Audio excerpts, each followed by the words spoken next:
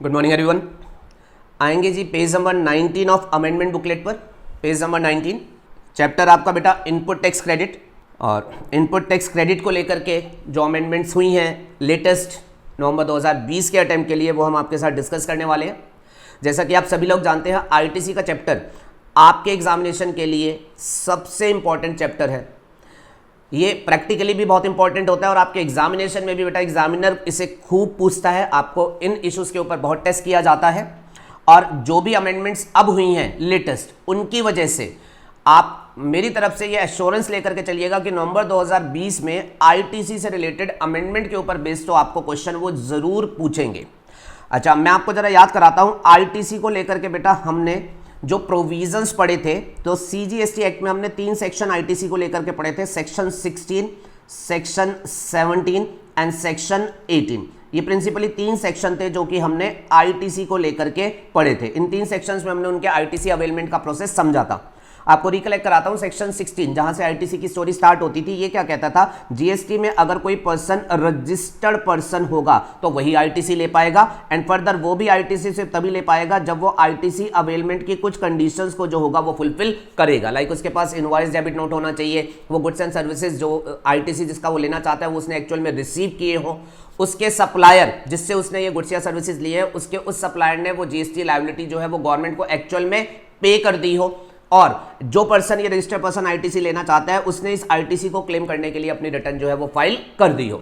Section 16 ऐसी बातें बोलता था। दोबारा बोल रहा हूं, आईटीसी सिर्फ रजिस्टर्ड पर्सन को मिलेगा और वो भी सब्जेक्ट टू सर्टेन कंडीशंस ही मिलेगा। अच्छा, और फर्दर सेक्शन 16 में एक बात ये लिखी गई थी कि रजिस्टर्ड पर्सन को हम जो भी आईटीसी देंगे उस आईटीसी को हम further subject to certain conditions and restrictions as prescribe कर सकते हैं। और बेटा लास्ट ईयर एक बड़ी इंपॉर्टेंट अमेंडमेंट हुई थी जिसमें रजिस्टर्ड पर्सन के आईटीसी अवेलमेंट के ऊपर एक रेस्ट्रिक्शन इंपोज कर दी गई थी थ्रू रूल 36(4). ये लास्ट ईयर की मतलब लास्ट अटेम्प्ट की सबसे इंपॉर्टेंट अमेंडमेंट थी और रूल 36(4), जिसमें उन्होंने रजिस्टर्ड पर्सन के आईटीसी अवेलमेंट पे ऊपर कुछ फर्दर रेस्ट्रिक्शन जो थी वो इंपोज कर दी थी। क्या थी वो रेस्ट्रिक्शन, अगर आप रिकलेक्ट करते हैं तो बेटा 36(4) आपका ये कहता था कि अगर एज अ रजिस्टर्ड पर्सन आप किसी सप्लाई के आईटीसी ले रहे हैं और आपके द्वारा जो आईटीसी लिया जा रहा है वो बेसिकली इनवॉइस या डेबिट नोट बेस्ड आईटीसी है। मतलब आप एक रजिस्टर्ड पर्सन है, आपने सामने किसी रजिस्टर्ड सप्लायर से कोई सप्लाई ली है और उस सप्लायर के इनवॉइस या उसके डेबिट नोट के बेस पर आप इस सप्लाई का आईटीसी क्लेम करना चाहते हैं। रूल 36(4) ने ये बोला था, अब अगर ऐसी सिचुएशन है कि आप उस सप्लायर के इनवॉइस या डेबिट नोट के बेस पे ऊपर आईटीसी क्लेम करना चाहते हैं तो आप उस आईटीसी को अवेल करने से पहले ये चेक कर लेना कि उस सप्लायर ने अपनी जीएसटीआर 1 में वो इनवॉइस या डेबिट नोट डिक्लेयर किया है या फिर नहीं किया। अगर उस सप्लायर ने अपनी जीएसटीआर 1 में उस इनवॉइस और डेबिट नोट को डिक्लेयर किया हुआ है तो वो आपके 2A में रिफ्लेक्ट हो रहा होगा, और अगर वो आपके 2A में रिफ्लेक्ट हो रहा है तो आप उसका आईटीसी ले लें, कोई दिक्कत नहीं है। पर अगर उस सप्लायर ने उस इनवॉइस या डेबिट नोट को अपनी जीएसटीआर 1 में फाइल नहीं कर रखा है, अकॉर्डिंगली वो आपके 2A में रिफ्लेक्ट नहीं हो रहा है, तो फिर ऐसे इनवॉइस और डेबिट नोट जो आपके हाथ में तो हैं लेकिन उसकी रिटर्न्स के डिक्लेयर नहीं हुए, आपके 2A में नहीं आ रहे, तो ऐसे इनवॉइसेस या डेबिट नोट के क्रेडिट आपको पूरे नहीं मिलेंगे, रेस्ट्रिक्टेड मिलेंगे। याद है आपको, मेरे ख्याल से सबको याद आ गया होगा, रूल 36(4) ने लास्ट ईयर अमेंडमेंट करी थी और बोला था कि आप अगर इनवॉइस या डेबिट नोट बेस्ड क्रेडिट लेते हैं, जो सप्लायर है उसने अपनी जीएसटीआर 1 में उसे डाल रखा है तो आप फुल आईटीसी क्लेम कर सकते हैं। लेकिन अगर उसने नहीं डाला हुआ, आपके 2A में रिफ्लेक्ट नहीं हो रहा, तो फिर आपके आईटीसी पूरे नहीं मिलेंगे, रेस्ट्रिक्टेड मिलेंगे। और रेस्ट्रिक्शन कितनी थी बेटा, उन्होंने बोला था 2A में जितना आ रहा है उसका मैक्सिमम 20% और आपको मिल सकता है। 2A में जो आ रहे हैं वो तो पूरा मिलेगा, 2A में जो नहीं आ रहे हैं उनका मिलेगा रेस्ट्रिक्टेड। और रेस्ट्रिक्शन कितना, जो 2A में आ रहे हैं उनका 20% जो है वो आपको मिलेगा। और बेटा इस 36(4) में उन्होंने अमेंडमेंट करी है जो 20% आपको ये देते थे ना, उस 20% को अब इन्होंने घटा करके जो है वो 10% कर दिया है। बड़ी सिंपल अमेंडमेंट है। पहले रेस्ट्रिक्टेड क्रेडिट कितना था 20%, वो फर्दर रिड्यूस कर दिया गया है। अब आपको 20% की बजाय सिंपल जो होगा वो मिलेगा 10%। This is my first amendment. Title पढ़ते हैं जी, restriction on availment of ITC in respect of invoice or debit notes not uploaded by supplier in GSTR1। हाँ जी, आप ITC लेना चाहते हैं as a registered person invoices या डेबिट नोट के बेस पर, लेकिन वो इनवॉइसेस या डेबिट नोट वो उस सप्लायर ने जिससे आपने ये सप्लाई ली है उसने अपनी GSTR1 में डिक्लेयर ही नहीं किया, तो that has been further restricted from 20% to 10%। पहले कितना होता था 20%, अब कितना कर दिया गया है 10%। रूल 36(4) में जो है वो ये अमेंडमेंट कर दी गई है। तो आज की डेट में आप अगर अपने ITC अवेल करेंगे तो ये एक टेबल, अमेंडेड टेबल जो आपको ध्यान में रखनी है, amount of ITC that can be availed by a registered person during a particular tax period, वो आज की डेट में सेक्शन 16 रेड विद रूल 36(4) क्या होगा। तो आपको दो हिस्से बना लेने हैं। आपके वो एलिजिबल ITC जो कि आप ले रहे हैं इन रिस्पेक्ट ऑफ इनवॉइस और debit note which have been uploaded by the concern supplier in their GSTR1 filed under section 37(1), तो उसके तो आपको फुल ITC मिलेंगे। बट आपके वो एलिजिबल ITC जो कि आप ले रहे हैं इन रिस्पेक्ट ऑफ इनवॉइस और debit note which have not been uploaded by the concern supplier in their GSTR1 under section 37(1), उसके आपको रेस्ट्रिक्टेड ITC मिलेंगे। और रेस्ट्रिक्शन कितने तक चलेगी, तो वो क्या चलेगी, जितने 2A में आ रहे हैं उनका 10%। ठीक है जी। तो अल्टीमेटली आज की डेट में एक टैक्स पीरियड में एक रजिस्टर्ड पर्सन जो ITC ले पाएगा वो उसके 2A में जो आ गए वो पूरे, प्लस फर्दर मैक्सिमम उसका एडिशनल 10%, मतलब 1.1x जो होगा वो ले पाएगा। पहले ये कितना होता था 1.2x, पर अब कितना हो जाएगा ये 1.1x। That is the simple amendment, that is the simple amendment. ठीक है जी। तो ये अमेंडमेंट है, इसमें आगे मुझे नहीं लगता कोई डिटेल डिस्कशन की जरूरत है। मैंने लास्ट टाइम जब आपको ये नई रेस्ट्रिक्शन आई थी 36(4) की, लास्ट टाइम ये आया था 36(4), तो मैंने उसके ऊपर एक डिटेल्ड वीडियो डाला था। और इस रेस्ट्रिक्शन के आने के साथ ही CBIC ने एक सर्कुलर इशू किया था जिसमें उसने 36(4) की रेस्ट्रिक्शन को किस तरीके से अप्लाई करना है, उससे रिलेटेड क्या क्या एक्सपेक्ट्स इश्यूज अराइज हो सकते हैं, उन सबको उन्होंने क्लैरिफाई किया था। और वो सर्कुलर मैंने लास्ट टाइम के लेक्चर्स में जो था वो आपके साथ कवर कर दिया था। पूरी डिटेल वीडियो जो थी वो मैंने आपके साथ ऑलरेडी अपने चैनल पर डाली थी। ठीक है जी। तो वो जो सर्कुलर है वो मैंने लास्ट टाइम ऑलरेडी डिस्कस कर दिया था, बट ICI ने उस सर्कुलर को लास्ट टाइम तो कवर नहीं किया था, उन्होंने इस टाइम कवर किया है, पर वो मैं आपको ऑलरेडी पढ़ा चुका हूं। तो उस सर्कुलर पर मुझे दोबारा आपके साथ डिस्कशन करने की जरूरत नहीं है, that I have already explained last time. But still आप पढ़ना चाहेंगे मैं जानता हूं, तो मैंने उसको क्या किया, उस सर्कुलर को यहां प्रॉपर जो है वो आपको प्रेजेंट करके दिया है। तो ये रूल 36 में 20% डिलीट करके 10% हो गया, आई हैव एक्सप्लेन्ड यू। और जो नया सर्कुलर जो ICI ने अब कवर किया है वो सारे पॉइंट जो है वो मैंने यहां दिए हैं। अच्छा, अब उस सर्कुलर की जो भी रीडिंग करने में इंटरेस्टेड है तो यहां सारे पॉइंट्स दिए गए हैं, वो पढ़ सकता है। और आपको रीडिंग में कोई दिक्कत ना हो तो मैंने क्या काम किया है, मैंने जो ऑलरेडी वो सर्कुलर आपके साथ डिस्कस किया था उस सर्कुलर का वीडियो यहां मैं आपको जो होगा वो एडिशनली पेस्ट कर दूंगा, तो आप उसको ध्यान से सुन लेंगे, उसके बेसिस पर आपको वो सभी पॉइंट जो होंगे वो रिकलेक्ट हो जाएंगे। Are you okay with this? उस सर्कुलर को सुनना ध्यान से, क्योंकि उसी में से क्वेश्चन एज इट इज उठ करके जो होगा वो आपके एग्जामिनेशन में आएगा। तो इमीडिएटली आप उस वीडियो को जो होगा वो सुन लेंगे। इसके अलावा अगली एक बात जरा मेरे साथ सुन लो। Section 16 is clear to everyone, 36(4) में अमेंडमेंट हो गई। फिर उसके बाद बेटा सेक्शन 17 आपको याद है, सेक्शन 17 जो था वो आपसे बात करता था about apportionment of ITC। You are a registered person, but you are making different types of supplies. Some of them are exempt, some of them are non-exempt. तो आपको ITC रजिस्टर्ड पर्सन हो तो मिलोगे तो सही, पर आपको सारे नहीं मिलेंगे। To the extent non exempt supply से रिलेटेड ITC बनेंगे उतने ही आपको जो होंगे वो ITC मिलेंगे।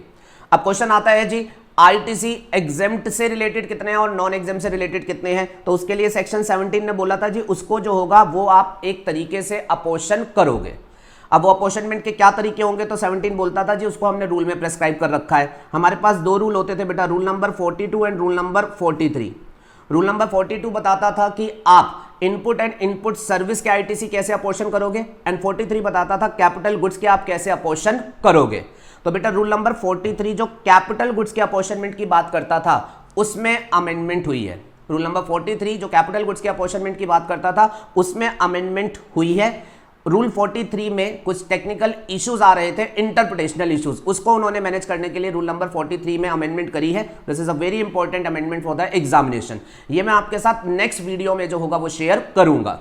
और उस वीडियो को प्रॉपर समझने के लिए आपसे मेरी रिक्वेस्ट ये है कि आप एक बार के लिए जो रूल 42 आपने ऑलरेडी पढ़ा हुआ था और 43 जो आपने पढ़ रखा था उसको स्लाइटली रिवाइज करके रखेंगे। रूल 43 को थोड़ा ज्यादा अच्छे से रिवाइज करके रखिएगा ताकि अमेंडमेंट्स जब मैं बताऊं तो अमेंडमेंट्स के इंप्लीकेशन भी साथ साथ में आपको स्लाइटली कंपैरिजन करवा पाऊं। ठीक है जी, तो इसको हम नेक्स्ट वीडियो में आपके साथ शेयर करेंगे। फिर उसके बाद बेटा सेक्शन 18 जो आपने आईटीसी अवेलमेंट को लेकर के पढ़ा था, सेक्शन 18 में हमने डिस्कशन किया था अबाउट स्पेशल आईटीसी। 18 में उन्होंने कुछ स्पेशल सर्कमस्टांसेस ली हुई थी जिसमें उन्होंने बताया था कि कुछ केसेस में आपको आईटीसी अवेलमेंट स्पेशल तरीके से किया जाता है। क्या थी वो सिचुएशन, एक सिचुएशन आपको स्लाइटली याद कराता हूं। जैसे वो कहते थे, मान लीजिए कोई अनरजिस्टर्ड पर्सन था, उसका थ्रेशोल्ड अब क्रॉस हुआ और अब वो रजिस्ट्रेशन करा रहा है, तो उस केस में अब जब वो न्यू रजिस्ट्रेशन में आएगा तो कुछ पुराना अनसोल्ड स्टॉक जो उसके पास पड़ा हो सकता है वो उसका भी आईटीसी ले पाएगा। पर इस आईटीसी को लेने के लिए उसे स्पेशल कुछ सिस्टम फॉलो करना पड़ेगा जो कि सेक्शन 18 ने जो था वो लेट डाउन करके दिया था। ऐसे ही अगर आप कंपोजिशन में थे लेकिन अब आप नॉर्मल में आ रहे हो तो आपको आईटीसी मिलेंगे अनसोल्ड स्टॉक के, बट आपको कुछ स्पेशल तरीके से मिलेंगे। याद आया होगा आपको। अब 18 में बेटा एक 18 सबसेक्शन 3 होता था जो कि ट्रांसफर ऑफ आईटीसी की बात करता था कि मिस्टर ए रजिस्टर्ड पर्सन है और लेट्स सपोज वो अपना बिजनेस मिस्टर बी को बेच देता है। तो अब मिस्टर ए ने अपना बिजनेस मिस्टर बी को बेच दिया, उस बिजनेस को मिस्टर बी चलाएगा। तो 18(3) ये कहता था मिस्टर ए अपने अनयूटिलाइज आईटीसी मिस्टर बी को जो है वो ट्रांसफर कर सकता है। ट्रांसफर करने का मैकेनिज्म जो था वो रूल में जो था रूल 41 में बताया हुआ था। अब उस ट्रांसफर ऑफ बिजनेस को लेकर के कुछ स्पेसिफिक इश्यूज अराइज हो रहे थे जो कि उन इश्यूज पर गवर्नमेंट से क्लैरिफिकेशन मांगी जा रही थी। तो उन इश्यूज को क्लैरिफाई करते हुए सीबीआईसी ने एक सर्कुलर इशू किया है। उन इश्यूज को क्लैरिफाई करते हुए सीबीआईसी ने एक सर्कुलर इशू किया है और उसको हमने आईटीसी की एक सेपरेट वीडियो बना करके जो है वो आपके साथ शेयर किया है। आईटीसी के चैप्टर में 3 जगह अमेंडमेंट है। सेक्शन 16 जो कि अवेलमेंट की बात करता था उसमें 364 में जो रेस्ट्रिक्शन थी उसका वीडियो ये है, ये मैंने आपको दिया है और इसका डिटेल एनालिसिस भी आपको कराऊंगा। और सेक्शन 17 में अपॉर्शनमेंट का कंसेप्ट था, उसमें रूल 43 में अमेंडमेंट हुई है, उसका आपको सेपरेट वीडियो जल्दी ही शेयर किया जाएगा। सेक्शन 18 में ट्रांसफर ऑफ बिजनेस से रिलेटेड ट्रांसफर ऑफ आईटीसी के कुछ इश्यूज की क्लैरिफिकेशन इशू की गई है, उसका भी हमने सेपरेट वीडियो तैयार किया है जो हम आपके साथ ऑलरेडी शेयर कर चुके हैं। I hope this point is clear to everyone. चलिए जी, तो 36(4) की ये छोटी सी अमेंडमेंट आपको बता दी है। अब सर्कुलर के डिटेल एनालिसिस के लिए आपको हम एडिशनल वीडियो अटैच करके दे रहे हैं। Thank you everyone.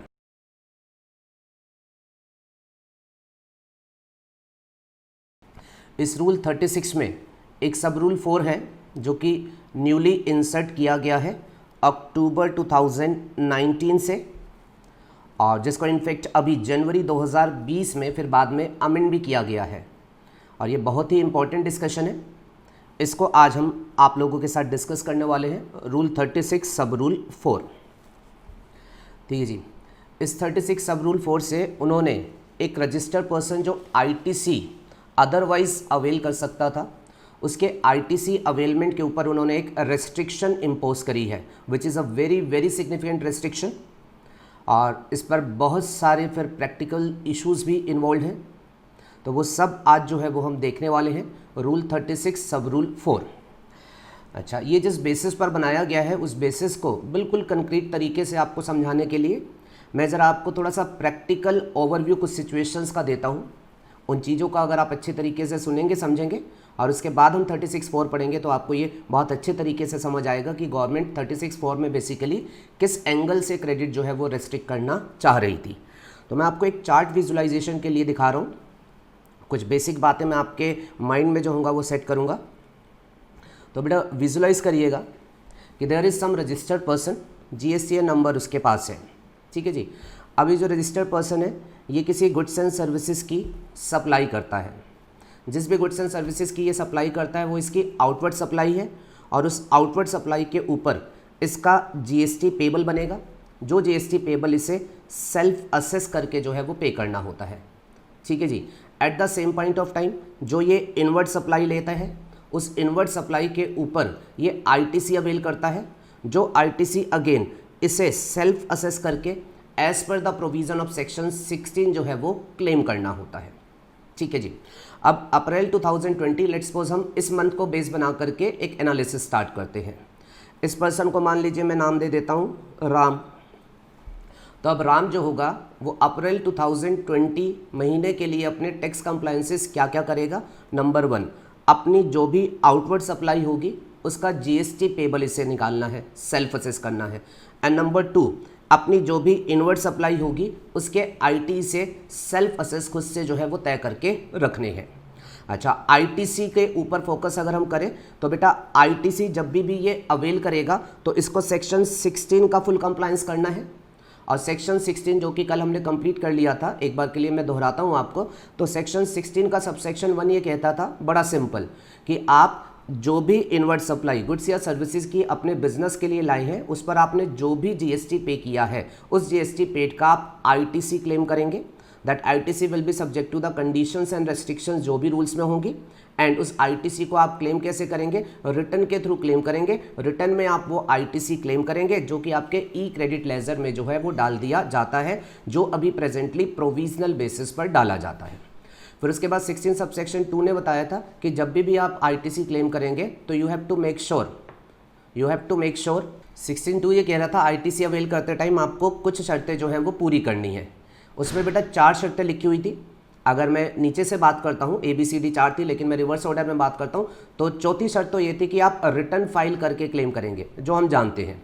तीसरी शर्त ये थी आप जो आईटीसी क्लेम करेंगे वो होना चाहिए जो जीएसटी सप्लायर ने जो है वो पे कर दिया है। ठीक है, वो बात लेकिन आज की डेट में प्रैक्टिकली चेक नहीं की जाती है, आपको अभी प्रोविजनल बेसिस पर जो है वो दे दिया जाता है। ठीक है, अब जो मेन शर्तें बच गई थी A एंड B, उसका कल हमने बहुत टाइम लगा के एनालिसिस किया था, जिसमें ए आपसे क्या कह रहा था कि उस सप्लाई के डॉक्यूमेंट्री एविडेंसेस आपके पास होने चाहिए, एंड सेकंड वो सप्लाई आपने एक्चुअल में रिसीव करी हो। तो अप्रैल के महीने में जिस भी इनवर्ड सप्लाई के डॉक्यूमेंट्री एविडेंस आपके पास है, may be tax invoice, may be debit note, may be bill of entry, may be self invoice, तो जो भी अप्रैल के महीने में इनवर्ड सप्लाई के डॉक्यूमेंट्री आपके पास है, डॉक्यूमेंट्री एविडेंस, एंड आपने वो सप्लाई अप्रैल के महीने में रिसीव करी है, आप उनका आईटीसी जो होगा वो अपना इस अप्रैल के महीने में अपनी रिटर्न में क्लेम कर लेंगे। ठीक है जी।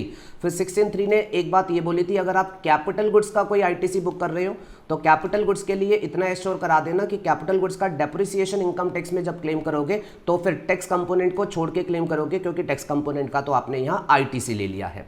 फिर 16.4 ने ये बोला था कि आप अपना ITC subject to time limitation जो होगा वो अवेल करेंगे, उस टाइम लिमिटेशन के बाद आपको आईटीसी नहीं मिलता। मैं टाइम लिमिटेशन के झंझट में पड़ता ही नहीं हूँ, मैं तो जब इनवर्ड सप्लाई आती है मैं इमीडिएटली ही उसके आईटीसी बुक कर लेता हूँ, मैं इस टाइम लिमिटेशन के झंझट में लेट्स सपोज पड़ता ही नहीं हूँ। ठीक है जी। तो मैंने इस तरीके से बेटा अपने आईटीसी जो थे वो अवेल कर लिए। तो अप्रैल के महीने में मैं अपनी आउटवर्ड सप्लाई की जीएसटी लायबिलिटी भी निकाल के बैठा हूं, और मैं अपने इनवर्ड सप्लाई पर जो मेरे आईटीसी बनते हैं मैं वो भी निकाल के बैठा हूं।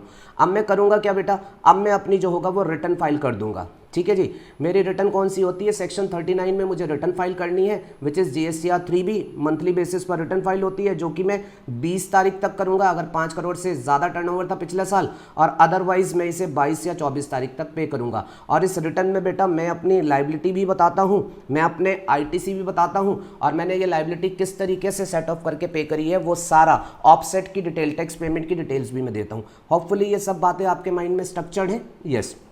अच्छा, अब स्पेशल पॉइंट क्या है बेटा, जो कोई भी रजिस्टर्ड पर्सन होता है, जब जीएसटी में रिपोर्टिंग कंप्लायंसेस की बात आती है ना, तो आप सभी जानते हैं कि इस व्यक्ति को सिर्फ रिटर्न नहीं भरनी, इसे रिटर्न के अलावा सेक्शन 37 में एक स्टेटमेंट भी भरना होता है, which is called statement of outward supply. ये हमारा क्या होता है? GSTR 1। तो इसको रिटर्न भरनी है GSTR 3B, and I believe आपको याद होगा इसको एक स्टेटमेंट भरना है GSTR 1। ठीक है जी। ये जो सेक्शन 37 है बेटा, इसमें जो आप देते हो इसको हम रिटर्न नहीं बोलते, this is statement of outward supply, क्योंकि इसमें आपके सिर्फ क्या डिटेल जाती है, आपने जो आउटवर्ड सप्लाई की होती है सिर्फ उसकी डिटेल जाती है। रिटर्न्स में तो आपकी सारी डिटेल जाएगी, आउटवर्ड की भी जाएगी, इनवर्ड की भी जाएगी, टैक्स पेमेंट की भी जाएगी, बट स्टेटमेंट में आपके सिर्फ कौन सी डिटेल जाती है, आउटवर्ड सप्लाई की। बेसिकली जो सेल्स आपने करी हैं सिर्फ उनकी डिटेल्स जो है वो जाती है। ये आपको मंथली बेसिस पर भरना होता है, 10 तारीख तक भरना होता है। होपफुली आपको याद होगा, और आपको शायद ये भी याद होगा कुछ लोगों को उन्होंने रिलैक्सेशन भी दे रखी है कि कुछ लोगों को उन्होंने GSTR 1 जो है वो क्वार्टरली बेसिस पर भी फाइल करने को कह रखा है। कौन से हैं वो लोग, अगर व्यक्ति का जो एग्रीगेट टर्नओवर है वो 1.5 करोड़ तक का है तो उसको उन्होंने रिलैक्सेशन दे रखा है, और उसको उन्होंने बोल रखा है वो अपना GSTR क्वार्टरली बेसिस पर भर सकता है। क्वार्टर खत्म होने के बाद एंड ऑफ द मंथ तक जो है वो अपना GSTR 1 भर सकता है। ठीक है जी। मैं अपने एग्जाम्पल के लिए जो इलस्ट्रेशन मैं आपके साथ डिस्कस करना चाहता हूँ, सिचुएशन समझाना चाहता हूँ, मैं उसके लिए प्रिज्यूम करके चलूँगा कि मेरा जो असेसी रजिस्टर्ड पर्सन है वो एक बड़ा रजिस्टर्ड पर्सन है, बड़ा 8-10 करोड़ वाला रजिस्टर्ड पर्सन है, तो उसकी GSTR 3 भी वो मंथली बेसिस पर 20 तारीख की बनती है, और उसकी GSTR 1 भी जो है वो मंथली बेसिस पर जो है वो 10 तारीख तक बनती है। ठीक है जी। अब ये जो GSTR 1 और GSTR 3 भी है, थोड़ा सा इसको समझ लेना ज़रूरी है। इसके बारे में 1-2 बातें आपको एक्स्ट्रा बताऊंगा, फिर उसके बाद मैं मेन जो आपको नया रूल समझाना चाहता हूँ उसको इंट्रोड्यूस करूँगा। अब बेटा ये जो रिपोर्टिंग कंप्लायंसेस उन्होंने प्रेजेंटली GST में किसी सप्लायर के लिए बनाए हुए हैं ना, सेक्शन 37 में उससे GSTR 1 फाइल करवाई जाती है, 39 में उससे रिटर्न GSTR 3 भी फाइल करवाई जाती है। थोड़ा इनका स्ट्रक्चर और डिटेल में समझ लो बेटा। जो आपकी रिटर्न होती है ना, रिटर्न में तो आपकी GST लायबिलिटी रिपोर्ट होती है, आपके ITC रिपोर्ट होते हैं, और आपकी जो टैक्स पेमेंट आपने करी होती है वो सारी डिटेल्स रिपोर्ट होती है कि आपने अपनी ये लायबिलिटी कैसे ITC ऑफसेट करके पे करी, या कैसे अपने कैश लेजर के बैलेंस को ऑफसेट करके पे करी। ये सब रिटर्न में डिटेल में आप देते हो। सेक्शन 37 जिसमें आपकी सिर्फ आउटवर्ड सप्लाई की डिटेल मानी जाती है, उसमें बेसिकली आपको क्या करना होता है बेटा, उसमें आप अपनी आउटवर्ड सप्लाई सेल्स बेसिकली उनकी डिटेल देते हो, और जब आप इनकी डिटेल्स देते हो तो इनकी 2 कैटेगरी में डिटेल जाती है। मैंने आपको बताया हुआ है ये बात। आप बताते हो कि आपने कितनी B2B सप्लाई करी, और आप बताते हो आपने कितनी B2C सप्लाई करी।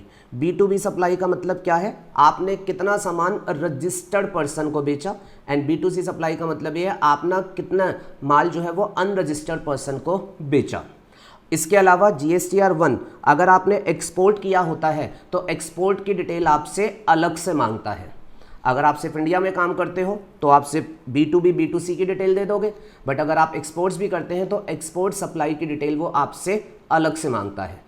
एक्सपोर्ट का मतलब क्या है बेटा, आप बाहर किसी व्यक्ति को सप्लाई कर रहे हो, और इंडिया से बाहर जो आदमी होगा वो रजिस्टर्ड होगा या अनरजिस्टर्ड, तो एक्सपोर्ट सप्लाई बेसिकली क्या होगी, B2C सप्लाई, लेकिन इसकी डिटेल आपको अलग से उन्होंने कॉलम दे रखा है उसमें मेंशन करनी होती है। इसके अलावा GSTR 1 में और आपको जो एक और डिटेल देनी होती है वो ये होती है, अगर मान लीजिए आपने पिछले टैक्स पीरियड में कोई सप्लाई करी थी, उसका इनवॉइस इशू किया था, जिसको आप बाद में सब्सिक्वेंट टैक्स पीरियड में उस इनवॉइस से रिलेटेड कुछ अमेंडमेंट करते हैं, तो फिर वो अमेंडमेंट्स वगैरह जो होती है वो भी आपको इस GSTR 1 में जो है वो डिक्लेयर करनी होती है। Am I clear? GSTR 1 से रिलेटेड सेक्शन 37 है जिसको मैंने आपको ऑलरेडी करा रखा है रिटर्न वाले चैप्टर में, आपको पूरा डिटेल्स मैंने बोल रखा है, जस्ट मैंने आज आपको वो थोड़ा सा रिकलेक्ट कराया है, और मेरा रिकलेक्ट कराने का कुछ पर्पस है। ठीक है जी। अब बेटा GSTR 1 में जो आप आउटवर्ड सप्लाई डिक्लेयर करते हो, ठीक है जी, अब इसमें हम कुछ फोकस रखते हैं। इसमें बेटा आपको B2B अलग बताना है और B2C अलग बताना है। जब आप B2B सप्लाई बताओगे कि कितना सामान आपने रजिस्टर्ड पर्सन को बेचा, तो B2B सप्लाई बताते टाइम आपको इनवॉइस लेवल डिटेल्स देनी होती है। आई होप आपको ये बात याद होगी। जैसे एज एन एग्जांपल बोलता हूं, मान लीजिए आपने एक पर्टिकुलर महीने में B2C सप्लाई के 200 इनवॉइस काटे हैं, और आपने B2B सप्लाई के लेट्स सपोज जो हैं वो 100 इनवॉइस काटे हैं, तो जब आप GSTR 1 सबमिट करोगे ना बेटा, तो जो B2C सप्लाई के 200 इनवॉइस काटे हैं, ये 200 इनवॉइस में टोटल कितनी वैल्यू ऑफ सप्लाई की है, आप बेटा उसको जो होगा वो रिपोर्ट करोगे, लेकिन जब बात आती है B2B सप्लाई की, तो B2B सप्लाई में आपने 100 इनवॉइस अगर काटे ना तो आपको हर एक इनवॉइस की डिटेल प्रॉपर जो है वो फर्निश करनी पड़ती है कि इसमें मैंने इनवॉइस नंबर 1 इस पार्टी के नाम का काटा जिसको मैंने इतनी वैल्यू के गुड्स अलोंग विद इतने GST के सप्लाई किए। इनवॉइस नंबर 2 मैंने इस पार्टी का काटा जिसको मैंने इतनी वैल्यू के गुड्स इतने GST के साथ जो है वो सप्लाई किए। आपको इस तरीके से हर इनवॉइस की प्रॉपर डिटेल्स देनी होती है B2B सप्लाई के केस में। B2C सप्लाई के केस में नहीं मांगते बट B2B सप्लाई के केस में मांगते हैं। अच्छा, B2B सप्लाई के केस में क्यों मांगते हैं उसका लॉजिक है। B2B सप्लाई का मतलब आपने किसको सप्लाई करी है, किसी रजिस्टर्ड पर्सन को, और क्योंकि आपने उस रजिस्टर्ड पर्सन को सप्लाई करी है तो ऑब्वियस सी बात है आप इस सप्लाई पर GST भरेंगे और वो रजिस्टर्ड पर्सन इसका क्या क्लेम करेगा, ITC। तो इस वजह से आपकी सेल्स की प्रॉपर इनवॉइस लेवल डिटेल्स मांगी जाती है। इस वजह से आपकी सप्लाईज की प्रॉपर इनवॉइस लेवल डिटेल मांगी जाती है। और मान लीजिए आपने यहाँ किसी मिस्टर X रजिस्टर्ड पर्सन को जो है वो सप्लाई करी है, तो ध्यान से सुन लीजिएगा। अब आप B2B सप्लाई में इनवॉइस जो आपने मिस्टर X के नाम का काटा, आप बताओगे अपनी GSTR 1 में ये इनवॉइस नंबर मिस्टर X के नाम का काटा गया जिसमें इतनी वैल्यू के गुड्स अलोंग विद इतनी GST जो है वो उसको दिए गए। और बेटा अब इसका गवर्नमेंट जो है एक यूज़ करती है। आप GSTR 1 में जो डिक्लेरेशन देते हो इनवॉइस लेवल डिटेल के साथ, वो डिटेल जो है वो इस रजिस्टर्ड पर्सन को क्रॉस कंफर्मेशन के पर्पस के लिए अवेलेबल कराई जाती है। जो इनवॉइस लेवल डिटेल्स आप GSTR 1 में देते हो वो इस सामने वाले व्यक्ति को कंफर्मेशन के लिए जो है वो अवेलेबल कराई जाती है। इस व्यक्ति के यहाँ एक स्टेटमेंट इसको साइट पर अवेलेबल कराया जाता है जिसको हम बोलते हैं GSTR 2A। आप भरोगे GSTR 1 with the invoice level detail कि मैंने ये इनवॉइस इस व्यक्ति के नाम का काटा है, इतनी वैल्यू इतना GST, और आपकी GSTR 1 से ये जो डिटेल्स मिलेंगी इसको उठा करके वो उस रजिस्टर्ड पर्सन के पास जो होगा वो ऑटो पॉपुलेट कर देंगे। उसको अपने डैशबोर्ड पर ये GSTR 2A के नाम से एक स्टेटमेंट नजर आएगा जिसमें जो होगा उस डिटेल्स को जो होगा वो देख सकता है। Am I clear? इसका पर्पस क्या है GSTR 2A का? बेटा पर्पस इसका जस्ट सिंपल था कि हाँ, सप्लायर ने इनवॉइस लेवल डिटेल दे दी तो हमने रेसिपिएंट को जो है वो कॉरेस्पॉन्डिंगली जो है वो कम्युनिकेट कर दी है। Am I clear? ठीक है, तो ये GSTR 2A समझ आ गया। इसका मैं यूज़ करूँगा अभी रूल 36(4) में, इसलिए मैंने आपको ये बात समझाई। अच्छा, और एक थोड़ी सी स्पेशल बात और बता देता हूँ बेटा। GSTR 1 में आपसे सप्लाई की डिटेल्स ली जाती है, ठीक है, आपसे सप्लाई की डिटेल्स ली जाती है, बट प्लीज़ ध्यान में रखिएगा एक बहुत बड़ा लैकिंग एरिया ये है, आप GSTR 1 में जो सप्लाई की डिटेल देते हैं, आप GSTR 1 में जो सप्लाई की डिटेल देते हैं वो आपकी GSTR 3B में ऑटो फीड नहीं की जाती। GSTR 1 से वो रेसिपिएंट को B2B सप्लाई की डिटेल्स GSTR 2A में कम्युनिकेट कर देते हैं, बट GSTR 1 में जो आपने डिटेल्स दी है उसको वो आपकी GSTR 3 में जो है वो फीड नहीं करते।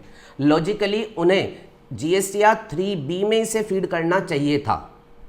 ठीक है जी, ठीक है, आपने रेसिपिएंट को कम्युनिकेट कर दी वो बात ठीक है, लेकिन आपको ये डिटेल्स जो थी ये GSTR 3B में भी ऑटो फीड करनी चाहिए थी। इससे क्या होता, आप यहाँ जो डिक्लेयर करते अगर वो GSTR 3B में ऑटो फीड हो जाता तो फिर उसके बेसिस पर GST लायबिलिटी आपकी 3B में ऑटो कैलकुलेटेड हो जाती। पर प्रेजेंटली ऐसा सिस्टम जो है वो डिजाइंड नहीं है, this is a big lacuna कह लो आप, गवर्नमेंट का कमी कह लो, बट प्रेजेंटली ये सिस्टम डिजाइंड नहीं है। और बेटा इसी वजह से, क्योंकि 1 से 3B नहीं तैयार हो रही, 1 आपको अलग तैयार करनी पड़ती है, 3B आपको अलग तैयार करनी पड़ती है। इनमें से कोई इंटरकनेक्शन नहीं है, इसी वजह से GSTR 3B तो आपको पता है हमेशा मंथली बेसिस पर 20, 22 या 24 तारीख तक जाएगी, पर GSTR 1 क्या हमेशा मंथली बेसिस पर जाती है 10 तारीख तक? नो, उन्होंने कुछ लोगों को क्या इसे क्वार्टरली बेसिस पर भी फाइल करने को बोल रखा है? हाँ, और बेटा वो इसी वजह से इन्हें क्वार्टरली बेसिस पर फाइल करना अलाउ कर पाए बिकॉज GSTR 1 से 3B तैयार नहीं होती है। These two are prepared and submitted independently by the registered person. GSTR 1 is not the base for preparation of 3B। हाँ, GSTR 1 से B2B सप्लाई का डाटा रेसिपिएंट्स के पास जो है वो ऑटो पॉपुलेट किया जाता है। ये एक इंपॉर्टेंट पॉइंट आपको बेटा ध्यान में रखना है। Am I clear? चलिए जी, तो अगर ये रिपोर्टिंग कंप्लायंसेस आपको क्लियर हो जाते हैं तो अब मैं आपको एक बात बताता हूं, सुनिएगा जरा ध्यान से। अब ये जो रजिस्टर्ड पर्सन है, ये जो रजिस्टर्ड पर्सन है, ठीक है बेटा, इसको कंप्लायंसेस के नाम पर क्या काम करना है? इसको अपनी GSTR 1 फाइल करनी है सेक्शन 37 में, जिसमें इसकी आउटवर्ड सप्लाई की डिटेल होगी जो B2B and B2C proper categorisation के ऊपर बेस्ड होगी। वो जो डिटेल्स देगा उससे 3B नहीं तैयार होगी, 3B उसको इंडिपेंडेंटली ही तैयार करके जो है वो भरनी होती है। ठीक है जी। अच्छा, अब इसके GSTR 1 का रोल क्या होगा? जैसा कि मैंने आपको समझाया, ये जो डिटेल सबमिट करेगा इसमें से जो B2B सप्लाई वाली डिटेल होगी वो इसके रेसिपिएंट को ऑटो पॉपुलेट की जाएगी और रेसिपिएंट को अपने डैशबोर्ड पर GSTR 2A में जो होगी वो शो कर दी जाएगी। ठीक है, और ऐसे ही आप समझिएगा, इस व्यक्ति ने जब किसी से परचेज करी होगी, ये तो इसका आपने बात बताया। अब मान लीजिए ये है राम और इस राम ने यहाँ बैकएंड पर मिस्टर एक्स से जो है वो परचेज करी है। Mister x is also a registered dealer, mister x भी रजिस्टर्ड पर्सन है, तो ये भी अपना यही काम कर रहा है बेटा, अपना सेल्स कर रहा है, अपना ITC ले रहा है और अपने कंप्लायंसेस कर रहा है। और कंप्लायंसेस के नाम पर इसके दो कंप्लायंसेस हैं। सेक्शन 37 में GSTR 1 भर रहा होगा, GSTR 1 जिसमें ये अपनी सभी सेल्स को कैटेगराइज करके भर रहा होगा B2B एंड B2C, और इंडिपेंडेंटली सेक्शन 39 में मंथली बेसिस पर अपनी रिटर्न भी भरता होगा GSTR 3B। At the cost of the repetition I would like to repeat, GSTR 1 independently तैयार होती है, उसका कोई भी डाटा रिटर्न में फीड नहीं किया जाता, और रिटर्न जो होता है वो पर्सन को इंडिपेंडेंटली अगेन तैयार करनी पड़ती है। हाँ, GSTR 1 से जो B2B का डाटा होता है वो आपके जो रेसिपिएंट्स होते हैं उन रेसिपिएंट्स के पास GSTR 2 में जो है वो रिफ्लेक्ट किया जाता है। तो बेटा मिस्टर एक्स ने इस राम को कोई सप्लाई करी है, मिस्टर एक्स ने इस राम को कुछ सप्लाई करी है, तो मिस्टर एक्स ने जिस राम को बेचा है वो रजिस्टर्ड पर्सन है, तो ये जो सप्लाई हुई, ये सप्लाई क्या हुई? B2B supply. सप्लाई क्या बनी? B2B supply. His supply is to a registered person. तो वो ये जो भी सप्लाई करेगा उसका जो उसने टैक्स इनवॉइस बनाया होगा, उस टैक्स इनवॉइस की प्रॉपर डिटेल ये अपने GSTR 1 में सबमिट करेगा। GSTR 1 मान लीजिए मंथली बेसिस पर 10 तारीख तक ये फाइल कर रहा है, तो उसमें B2B सप्लाईज में इस इनवॉइस की प्रॉपर डिटेल्स डालेगा कि ये इनवॉइस राम के नाम का है, इतनी वैल्यू का है, इतने GST के साथ मैंने काटा है, और वो डिटेल्स यहाँ से ऑटो पॉपुलेट करके जो होगी वो GSTR 2A में जो होगी वो नज़र आएगी राम को। Is this flow clear to everybody? Is this flow clear to everybody? अच्छा जी। अच्छा, प्लीज़ ज़रा ध्यान दीजिएगा। अब ये जो GSTR 1 से ऑटो पॉपुलेशन होता था इनटू GSTR 2A, इसका बेटा कोई यूज़ नहीं किया जाता था, ये सिर्फ एक फॉर्मेलिटी के तौर पर ऑटो पॉपुलेट किया जा रहा था। GSTR 1 भरवाई जा रही थी, डाटा जो था वो सामने वाले के GSTR 2A में ऑटो पॉपुलेट करवाया जा रहा था, बट इसका एक्चुअल में मैं आपको बताऊं और कोई यूज़ जो था वो नहीं किया जा रहा था। क्यों नहीं किया जा रहा था, ज़रा ध्यान से सुनना।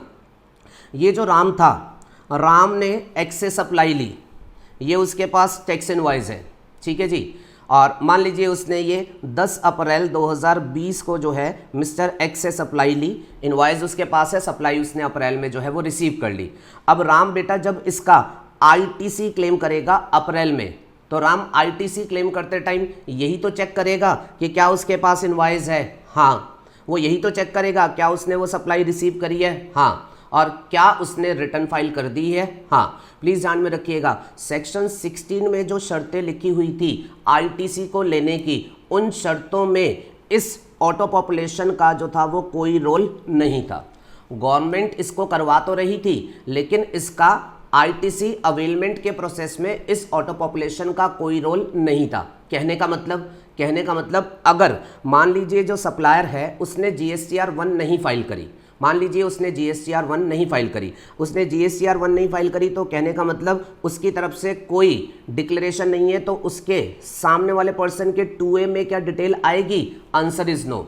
अब सामने वाले के जीएसटीआर 2A में कोई डिटेल उसकी परचेज की नहीं आ रही है, बट फिर भी वो व्यक्ति एज पर सेक्शन 16 उसका आईटीसी ले सकता था, बिकॉज 16 के हिसाब से जो कंडीशंस थी, इनवॉइस होना चाहिए एंड सप्लाई रिसीव करी हो, वो इन एनी केस जो है वो पूरा कर रहा था। Am I clear? तो इस वजह से इसको गवर्नमेंट कर तो रही थी, बट इसका कोई यूज नहीं हो रहा था in the process of ITC availment. अब बेटा गवर्नमेंट ने जो बड़ा काम किया है वो ये काम किया है कि उन्होंने इस ऑटो पॉपुलेशन के प्रोसेस को आईटीसी अवेलमेंट के लिए इंट्रोड्यूस कर दिया है, और उन्होंने अब प्रोविज़न ये बनाए कि आपका जो सप्लायर है जिससे आपने सप्लाई ली है, आपका जो सप्लायर है जिससे आपने ये सप्लाई ली है, उस सप्लायर ने अगर जीएसटीआर 1 भरी, अगर जीएसटीआर 1 ड्यू डेट पर भरी है, तो उसकी B2B में आपके यहाँ ऑटो पॉपुलेशन हो रहा होगा और आपके 2A में नज़र आ रहा होगा, आप आईटीसी ले लेंगे। ये नया बता रहा हूँ बेटा, जिस 36(4) को मैं डिस्कस करने जा रहा हूँ, अब उसका जरा फोकस ले लो। पहले इस ऑटो पॉपुलेशन का गवर्नमेंट कोई यूज़ नहीं करती थी, ध्यान में रखना, लेकिन अक्टूबर 2019 से उन्होंने रूल 36 सब रूल 4 इंट्रोड्यूस किया है, और उस रूल के तहत अब वो इस ऑटो पॉपुलेशन को यूज़ करते हैं। अब वो आपको आईटीसी देते टाइम इस ऑटो पॉपुलेशन को एज अ कंडीशन यूज़ करते हैं, जी भाई साहब ये ऑटो पॉपुलेशन होगा तभी आपको जो होगा वो आईटीसी दिया जाएगा। अब सुनिएगा कहानी क्या है। अब 36(4) में ये लिखा हुआ है कि अगर आपने जिस रजिस्टर्ड सप्लायर से ये सप्लाई ली है उसने अपनी जीएसटीआर 1 ड्यू डेट पर भरी, आपकी सप्लाई को उसने उस जीएसटीआर 1 में डिक्लेयर किया, जिसकी वजह से आपके 2A में वो नज़र आ रही है, तो आप आईटीसी ले लेंगे, तो आप आईटीसी ले लेंगे, ठीक है जी। लेकिन अगर आपका सप्लायर रजिस्टर्ड सप्लायर है लेकिन उसने जीएसटीआर 1 नहीं भरी, एम्फेसिस रखना, उसने जीएसटीआर 1 नहीं भरी, और क्योंकि उसने जीएसटीआर 1 नहीं भरी तो उस केस में आपके यहाँ पर ये 2A में ऑटो पॉपुलेशन नहीं हुआ। अब भले ही आपके पास परचेज का टैक्स इनवॉइस हो, भले ही आपने इनवर्ड सप्लाई रिसीव करी हो, लेकिन उसके 1 ना भरने से आपके यहाँ 2A में ऑटो पॉपुलेशन में अगर वो सप्लाई नज़र नहीं आ रही है, तो इस सप्लाई के रिस्पेक्ट में अब आपको जो आईटीसी होगा, ध्यान से सुनना, अब इस सप्लाई के रिस्पेक्ट में अब आपको जो आईटीसी होगा वो रेस्ट्रिक्टेड आईटीसी दिया जाएगा। ध्यान रखना, मैंने ये नहीं बोला आईटीसी दिया ही नहीं जाएगा, क्या बोला मैंने? रेस्ट्रिक्टेड आईटीसी जो होगा वो दिया जाएगा। M I clear? 36(4) का प्रोसेस क्या है सुन लो, सिंपल वर्ड में सुन लो, फिर पढ़ाऊंगा अभी। आप हैं रजिस्टर्ड पर्सन, आपने एक पर्टिकुलर महीने में परचेस करी है। अब आपने जो परचेस करी हैं उन सब के टैक्स इनवॉइस आपके पास हैं, आपने वो गुड्स और सर्विसेज एक्चुअल में रिसीव करी है, तो सेक्शन 16 जो कल आपने पढ़ा था उसके हिसाब से आप इन सब के आईटीसी क्लेम कर सकते हैं, ठीक है जी। आप इन सब के आईटीसी क्लेम कर सकते हैं रिटर्न फाइल करते टाइम।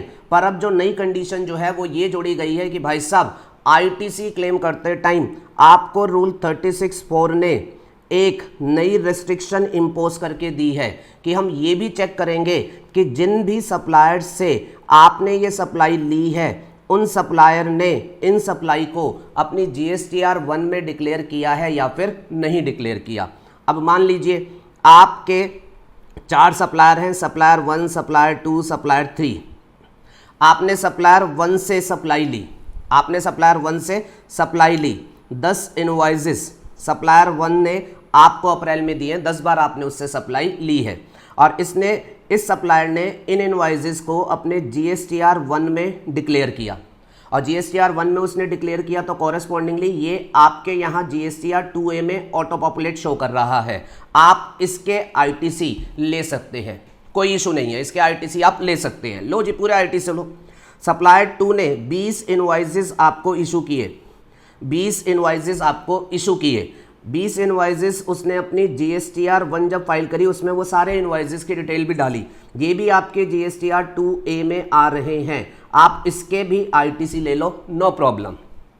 सप्लायर 3 से लेट्स सपोज आपने एक ही इनवर्ट सप्लाई ली थी, एक इनवाइस उसने आपको दिया था, एक सप्लाई करी थी, उसका एक इनवाइस आपको दिया था। अब यहां ध्यान से सुनिएगा, उसने लेकिन GSTR 1 अपनी फाइल नहीं करी, उसने अपनी GSTR 1 फाइल नहीं करी।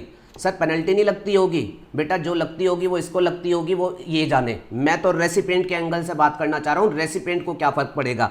अब इसने एक इनवॉइस आपको काटा लेकिन इसने GSTR 1 फाइल नहीं करी, तो अकॉर्डिंगली आपके यहाँ GSTR 2A जो आपका था उसमें ये ऑटो पॉपुलेट होकर के नहीं आ रहा।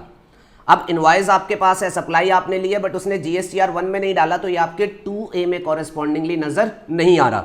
तो अब गवर्नमेंट ये कह रही है भाई साहब ये वाली जो सप्लाई है ना, इसके रिस्पेक्ट में आपको, फिर से वर्ड ध्यान से बोल रहा हूं, वो ये नहीं कहते आपको ITC नहीं मिलेगा, वो कहते हैं जी आपको रेस्ट्रिक्टेड ITC मिलेगा।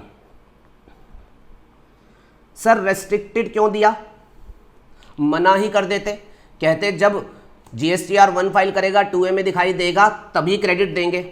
बेटा इनिशियली तो यही प्रपोजल चल रहा था, इनिशियली तो यही प्रपोजल चल रहा था कि जब तक वो डिक्लेयर नहीं करेगा आपके 2A में नजर नहीं आएगी तब तक ITC नहीं देंगे।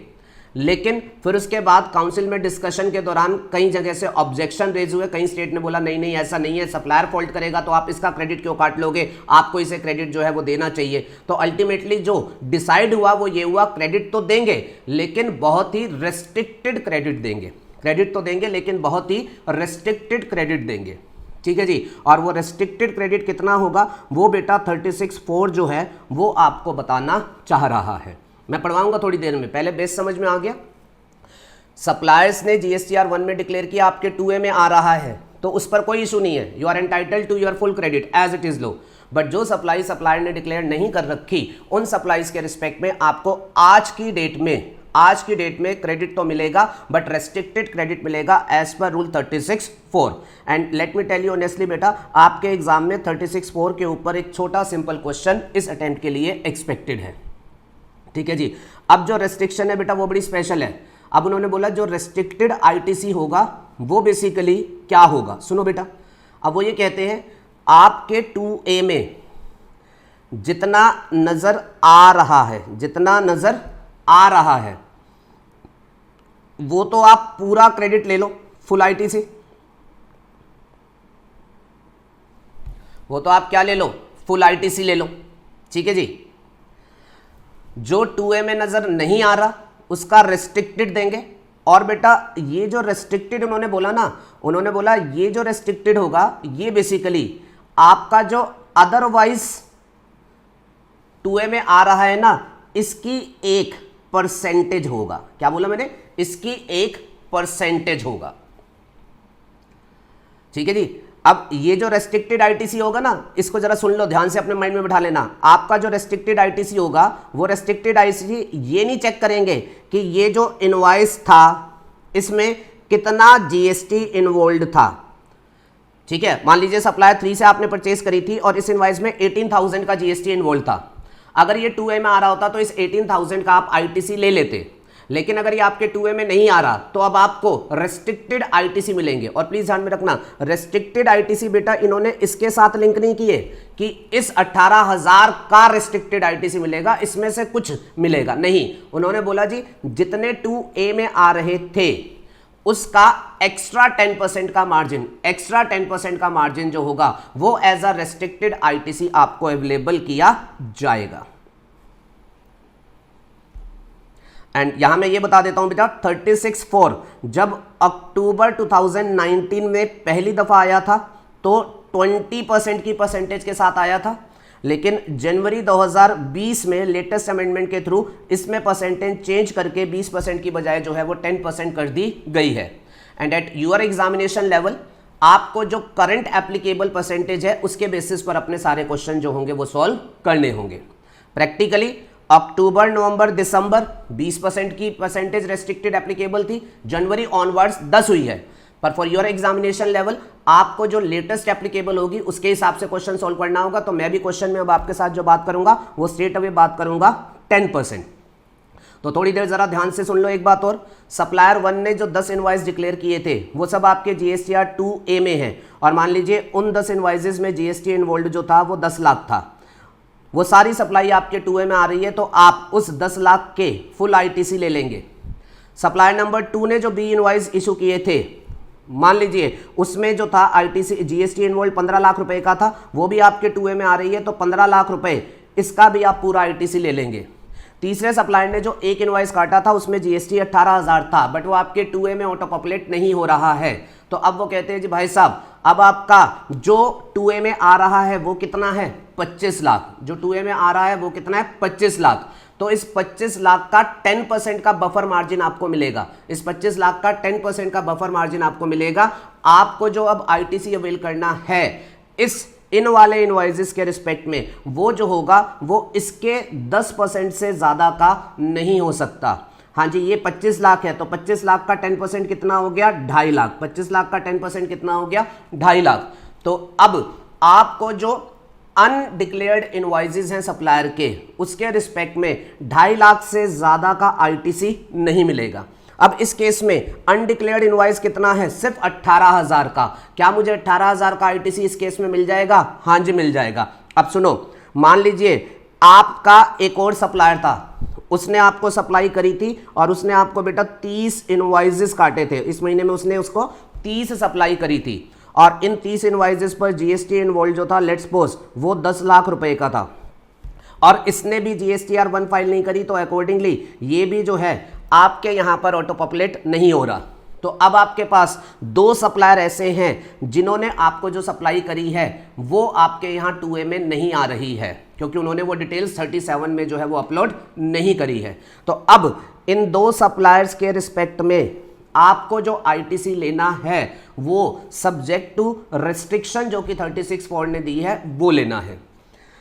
आपके 2A में डिक्लेयर्ड जितने भी हैं उनका आईटीसी कितना है 25 लाख, तो 25 लाख तो प्रॉपर डिक्लेयर्ड है, वो तो मिल जाएगा। अनडिक्लेयर्ड के रिस्पेक्ट में आपको उस 25 लाख का 10%, 2.5 लाख से ज्यादा का आईटीसी जो होगा वो नहीं मिलेगा। अब ये केस में बेटा आपने एक्चुअल में इन 2 सप्लायर से जो सप्लाई ली है वो 10,18,000 का जीएसटी इन्वॉल्व है जिसका आप आईटीसी लेना चाहते हो, लेकिन 36(4) की वजह से आपको 10,18,000 का नहीं मिलेगा, आपको अब सिर्फ कितने का मिलेगा 2.5 लाख का। They have restricted the ITC. I believe I am clear to everyone. अच्छा, और बताता हूं मैं आपको और कंसेप्ट सुनो। अब ये आदमी कह रहे हैं कि सर ये जो सप्लायर हैं अब मैंने इनसे माल खरीदा, मेरे पास टैक्स इनवॉइस भी है, गुड्स भी आए हैं, मैं जेन्युइन हूं, इन्होंने अगर जीएसटीआर 1 फाइल नहीं करी तो मुझे तकलीफ क्यों दी जा रही है? बेटा गवर्नमेंट कहती है जी भाई साहब आपको हम तकलीफ दे रहे हैं, आपका क्रेडिट हमने रेस्ट्रिक्ट कर दिया है, अब आपको तकलीफ हो रही है, आप इन सप्लायर से पूछो ना कि जब आपने इनसे माल खरीदा है तो ये अपनी जीएसटीआर 1 में उसे डिक्लेयर क्यों नहीं कर रहे? आप जब इनको पूछोगे, रोज फोन करके परेशान करोगे, तो ये भी प्रेशराइज फील करेंगे और डेफिनेटली ये आगे से जीएसटी जो होगा वो कंप्लाई करेंगे।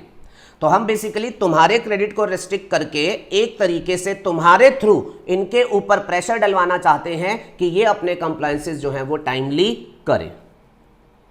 Am I clear? तो this is one way government ने रेसिपिएंट के आईटीसी रेस्ट्रिक्ट कर दिए हैं ताकि रेसिपिएंट जो है वो इन सप्लायर्स के ऊपर जो है वो प्रेशर डाले। और फिर गवर्नमेंट ने इन रेसिपिएंट को ये बोला, कि सुनो अगर उन्होंने जीएसटीआर 1 अभी फाइल नहीं करी है, आपके 2A में नहीं आया है, तो आपको हमने रेस्ट्रिक्टेड आईटीसी दिए हैं, लेकिन टेंशन ना लो अभी रेस्ट्रिक्टेड दिए हैं। वैसे तुम्हारे कितने बन रहे थे? सर वैसे मेरे बन रहे थे इन 2 सप्लायर से जो मैंने परचेस की थी उसके हिसाब से मेरे आईटीसी जो थे, अगर जीएसटी की बात करोगे तो 10,18,000 बन रहे थे, लेकिन आपके 36(4) की रेस्ट्रिक्शन की वजह से मुझे 25 लाख का सिर्फ 10%, 2.5 लाख रुपए का आईटीसी मिलेगा। तो गवर्नमेंट कह रही है कि टेंशन ना लो, आपको रेस्ट्रिक्टेड आईटीसी मिला है, टेंशन ना लो। कल अगर ये जीएसटीआर 1 फाइल कर देते हैं, आप इन्हें प्रेशर डालो, कल अगर ये जीएसटीआर 1 फाइल कर देते हैं, इनकी सप्लाईज ये डिक्लेयर कर देते हैं, देन इन दैट सिचुएशन आपको, अभी हमने 2.5 लाख रेस्ट्रिक्ट किया था ना, बैलेंस आपका बेकार नहीं गया है। एज एंड व्हेन ये फ्यूचर में अपनी जीएसटीआर 1 फाइल कर देंगे, आपके 2A में ये आएगा, आपके 2A में ये आएगा, कंप्लायंस हो जाएगा। अभी 2.5 लाख दिए हैं, उस टाइम पर आप अपने बैलेंस आईटीसी जो होगा वो क्लेम कर लेना, उस टाइम पर आप अपने बैलेंस आईटीसी जो होगा वो क्लेम कर लेना। Am I clear? तो बेटा रूल 36(4) याद रह जाएगा अब आपको, बाकी मैं सब मॉड्यूल में तो लिखा हुआ है, सब पढ़ा दूंगा, बेसिक आइडियोलॉजी याद रह जाएगी। 36(4) की वजह से आज की डेट में कोई भी रेसिपिएंट जो होगा, आज की डेट में कोई भी रेसिपिएंट जो होगा, उसको ये ध्यान में रखना है कि वो आईटीसी क्लेम करने से पहले, वो अपने आईटीसी इनवर्ट सप्लाई के क्लेम करने से पहले वो ये चेक करेगा कि 36(4) की वजह से उसके कोई क्रेडिट रेस्ट्रिक्टेड तो नहीं हो रहे हैं। अगर उनके सप्लायर ने जीएसटीआर 1 भरी है और उसके 2A में सब कुछ आ रहा है तो कोई रेस्ट्रिक्शन नहीं है, अपने सारे क्रेडिट क्लेम कर लो अपनी रिटर्न में। लेकिन अगर आपके सप्लायर्स ने रिटर्न नहीं भरी है, आपके 2A में वो नहीं आ रहा है, भले ही आपके हाथ में इनवॉइस हैं, पर आपको ये ध्यान में रखना है अगर 2A में नहीं आ रहा है तो इन इनवॉइसेस के आप टोटल क्रेडिट नहीं ले सकते, आप रेस्ट्रिक्टेड क्रेडिट जो है वो ले सकते हैं। Am I clear? अच्छा, और ये बेटा प्रैक्टिकली अब मैं बता दूं आदमी ये क्या काम करेगा, गवर्नमेंट ने बोला जी भाई साहब आपके जो भी सप्लायर हैं उनकी जीएसटीआर 1 फाइल करने की ड्यू डेट क्या है, मान लीजिए मंथली बेसिस पर 10 तारीख है, ठीक है जी। तो ये आपके सप्लायर 1, सप्लायर 2, सप्लायर 3 जो भी आपके सप्लायर हैं, लेट्स सपोज उनकी जीएसटीआर 1 फाइल करने की ड्यू डेट क्या है, मंथली बेसिस पर है। तो अब उनकी ड्यू डेट 10 तारीख है, तो 10 तारीख को उनकी जीएसटीआर 1 फाइल होनी चाहिए और आपके 2A में वो आने चाहिए। नहीं आ रहे हैं तो रेस्ट्रिक्टेड क्रेडिट है। तो इसलिए एज अ रेसिपिएंट आप क्या करेंगे, आप जो जीएसटीआर 1 की ड्यू डेट है, जैसे अप्रैल के महीने के लिए अगर बात करें तो अप्रैल के महीने के लिए मान लीजिए जीएसटीआर 1 जो सप्लायर ने देनी थी वो 10 तारीख को देनी थी, तो वो ये कहते हैं कि 10 मई को आप जा करके अपना पोर्टल पर जीएसटीआर 2A चेक करें, आप अपने पोर्टल पर जीएसटीआर 2A चेक करें। आप अपनी इनवॉइस की पूरी फाइल जो आपने बना रखी है अपनी परचेजेस की, इनवर्ट सप्लाई की, वो लेकर के बैठे और आप पोर्टल पर जाकर के जीएसटीआर 2A चेक करें और आप देखो कि आपके पास जो इनवॉइसेस हैं वो क्या सभी इनवॉइसेस आपके 2A में नज़र आ रहे हैं। अगर वो 2A में नज़र आ रहे हैं मतलब सबने वो भरी है टाइमली, और अगर नहीं नज़र आ रहे हैं तो आपको क्लियर हो गया कि उन्होंने वो टाइमली नहीं भरी है। अब आप क्या करना कि मान लीजिए आपके 100 इनवॉइसेस थे टोटल अप्रैल के महीने के, आपने पोर्टल पर जाकर जीएसटीआर 2A चेक करी। अब इन 100 इनवॉइसेस में से लेट्स सपोज आप जब 2A इवैल्यूएट कर रहे हैं तो आपको दिख रहा है 80 इनवॉइसेस आपके 2A में रिफ्लेक्ट हो रहे हैं। तो वो जो 80 इनवॉइसेस 2A में रिफ्लेक्ट हो रहे हैं वो विद प्रॉपर जीएसटी सब रिफ्लेक्ट हो रहे हैं, तो उन 80 इनवॉइसेस के रिस्पेक्ट में आप अपना आईटीसी 100% क्लेम कर ले, 100% जो है वो क्लेम कर ले। और 20 इनवॉइसेस लेट्स सपोज आपके ऐसे हैं जो कि आपके 2A में ऑटो पॉपुलेट नहीं हुए हैं, जिसका बाय डिफॉल्ट मतलब ये हो गया कि सप्लायर ने जीएसटीआर 1 अपनी ड्यू डेट तक सबमिट नहीं करी है।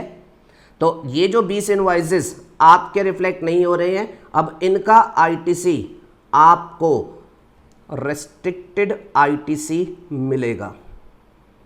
और रेस्ट्रिक्टेड का मतलब कितना वो ध्यान में रखिएगा, इन इनवॉइसेस में कितना जीएसटी इन्वॉल्व था उसका नहीं 10%, रेदर देन जो 2A में आ रहे थे उस अमाउंट का 10% जो होगा वो आपको चेक करना है।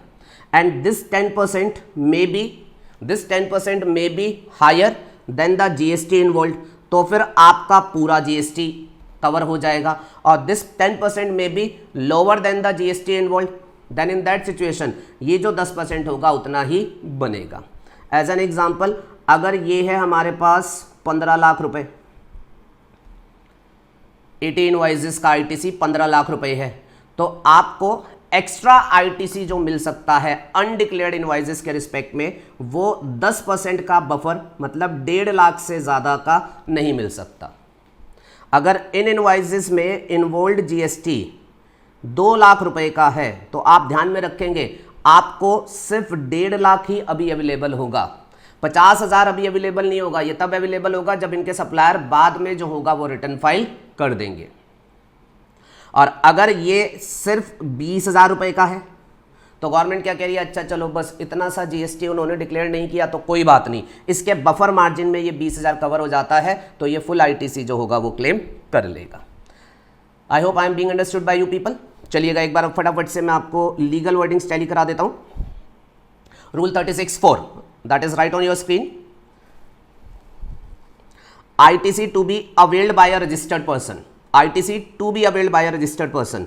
हाँ जी बेटा, तो एक रजिस्टर्ड पर्सन है वो ITC अवेल करना चाहता है, तो ये रजिस्टर्ड पर्सन बेटा जब ITC अवेल करता है तो मंथली बेसिस पर ITC अवेल करता है।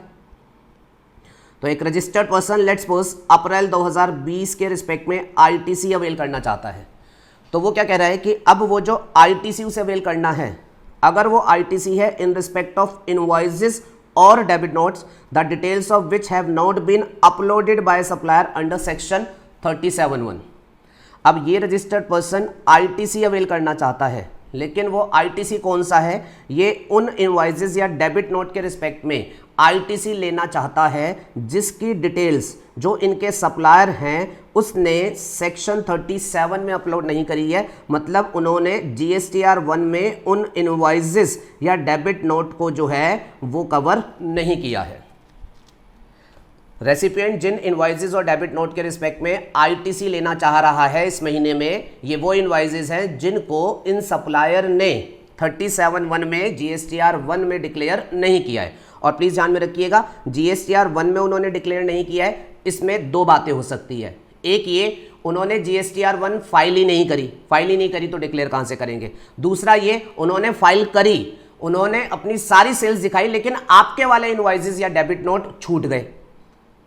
क्लियर है? तो अकॉर्डिंगली आपके सप्लायर ने आपके जो इनवॉइस और डेबिट नोट है वो डिक्लेयर नहीं किए। तो दोबारा बोलता हूं कि आप एज अ रजिस्टर्ड पर्सन किसी इनवॉइस या डेबिट नोट का क्रेडिट लेना चाहते हो, लेकिन आपके सप्लायर ने उस इनवॉइस या डेबिट नोट को अपलोड नहीं किया, जिसमें दो केस हो सकते हैं। GSTR 1 ही उन्होंने फाइल नहीं करी तो कहां से अपलोड होगा, दूसरा 1 फाइल करी लेकिन आपके वाला इनवॉइस या डेबिट नोट उसमें रिपोर्ट करना छूट गया।